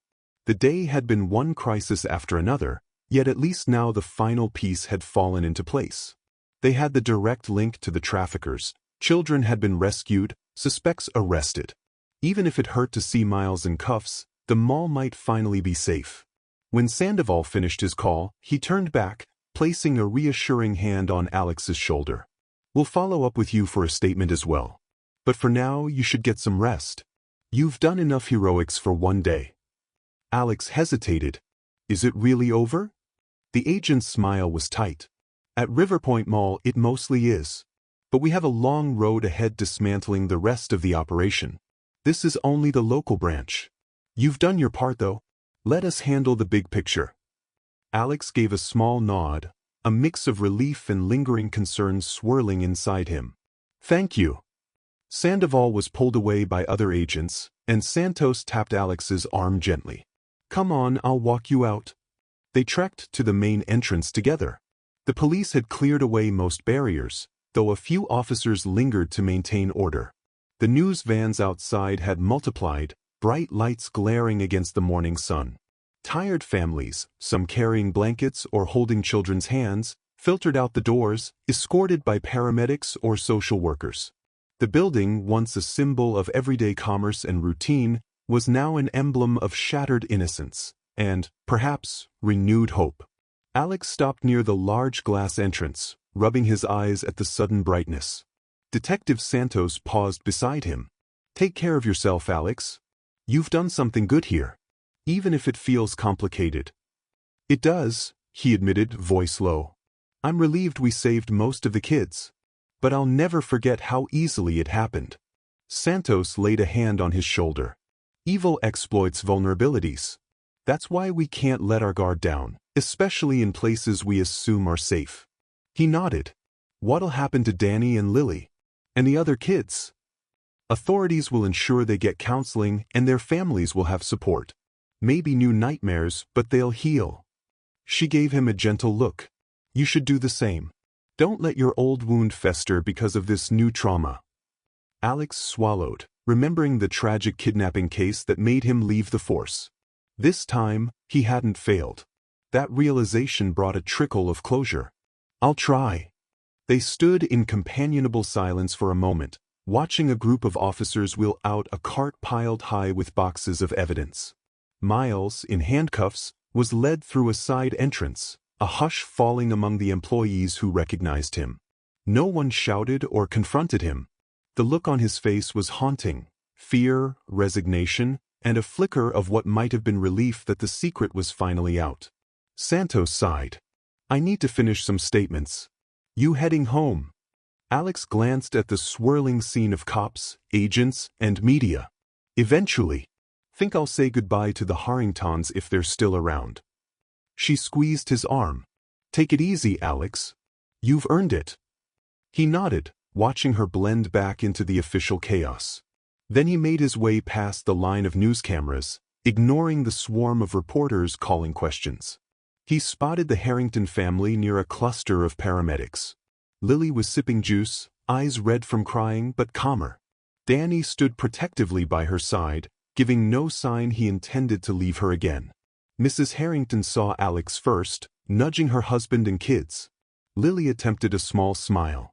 Are you going home now? She asked softly. Soon, Alex replied. He crouched again to meet her gaze. How are you feeling? Better. The doctor says I'm okay, just bruised. She lowered her eyes. Thank you again. Her parents chimed in with quiet words of gratitude. Danny stepped closer. You found her, he said, voice trembling. You promised and you did it. Alex felt the lump in his throat grow. I'm just glad I could help. You did the right thing, Danny, telling me right away." The boy wiped his eyes, face still drawn with the memory of terror. "Will those bad people hurt anyone else?" Alex rested a reassuring hand on Danny's shoulder. "We caught most of them, and the police are chasing the rest. You helped stop them." A tear slipped down Danny's cheek, but he nodded. Their father gently said, "We'll be forever thankful, Alex. If there's anything we can do." Alex shook his head. "Seeing Lily safe is enough." With that, he rose, giving them a final, soft wave. The family embraced, turning back to the paramedics. Alex trudged toward the exit, the sunbeams outside stinging his eyes. The world beyond the mall felt oddly normal. Cars passed on the street, shops opened for a fresh day. Yet everything inside him had shifted. He'd come face to face with the old demon of failing a kidnapped child, and this time, he'd won. Children were alive because he refused to run from his guilt. He stepped beyond the automatic doors into the crisp air, letting the warmth sink into his weary bones. The swirl of cameras and bystanders parted around him. A reporter shouted a question, but he ignored it, continuing on until he reached a far corner of the parking lot where his car waited. The sky overhead was painted with the soft hues of early afternoon. He paused by the driver's door, leaning against the vehicle and closing his eyes for a moment, letting exhaustion wash through him. A wave of gratitude rose, too, for the paramedics, the officers, Maria Santos, the FBI. Yes, it had been a grim, devastating day, but it had ended with hope for those children. He drew out the little pink ribbon Lily had given him, turning it over in his hand. A token of a rescue he could finally be proud of. He tucked it into his pocket, promising himself he'd keep it safe. His phone buzzed. A text from an unknown number. He flipped it open warily, heart skipping. But it was only a message from a friend on the police force. "Heard what happened at the mall. You okay, buddy? Proud of you." Alex typed back a short, grateful reply. Then, mustering his courage, he slid into the driver's seat. He let out a long breath, gripping the wheel. Once, he'd failed a child and run from his guilt, leaving the force. Today, he'd faced that fear head-on, and found redemption. The shadow of tragedy wouldn't disappear overnight, but it no longer felt like a noose around his neck. He started the engine, casting a final glance at the sprawling facade of Riverpoint Mall. The place would forever bear the scars of this horrific incident, but maybe it would also become a symbol that even in the darkest corners, good people could still triumph. A cluster of uniformed officers outside offered him a tired wave. He returned it, letting a faint smile tug at his lips. As he pulled out of the parking lot, Alex Bennett knew his life had changed once again. This time, for the better. He'd found purpose in protecting the vulnerable, and he wouldn't let that purpose go. The image of Lily's trembling smile and Danny's quiet courage stayed with him like a beacon of hope. No matter how large the trafficking network, or how powerful the people behind it, he'd do what it took to help those who couldn't protect themselves. And so he drove off into the afternoon sun, the pink ribbon safe in his pocket, resolved to carry this hard-won victory forward. The tears still burned in his eyes, but they were tears of relief and determination. The road ahead might be fraught with new challenges. This was only one cell of a larger evil. But for the children in Riverpoint Mall, their darkest night had ended. And for Alex, his heart told him that was more than enough to keep fighting, to keep believing that in the relentless pursuit of justice, hope could triumph over fear. Thank you so much for experiencing this story with us. If you believe that courage and justice can overcome even the darkest threats, don't forget to give this story a like, subscribe, and turn on notifications for more thrilling tales. Until next time, stay safe and keep believing in the power of truth.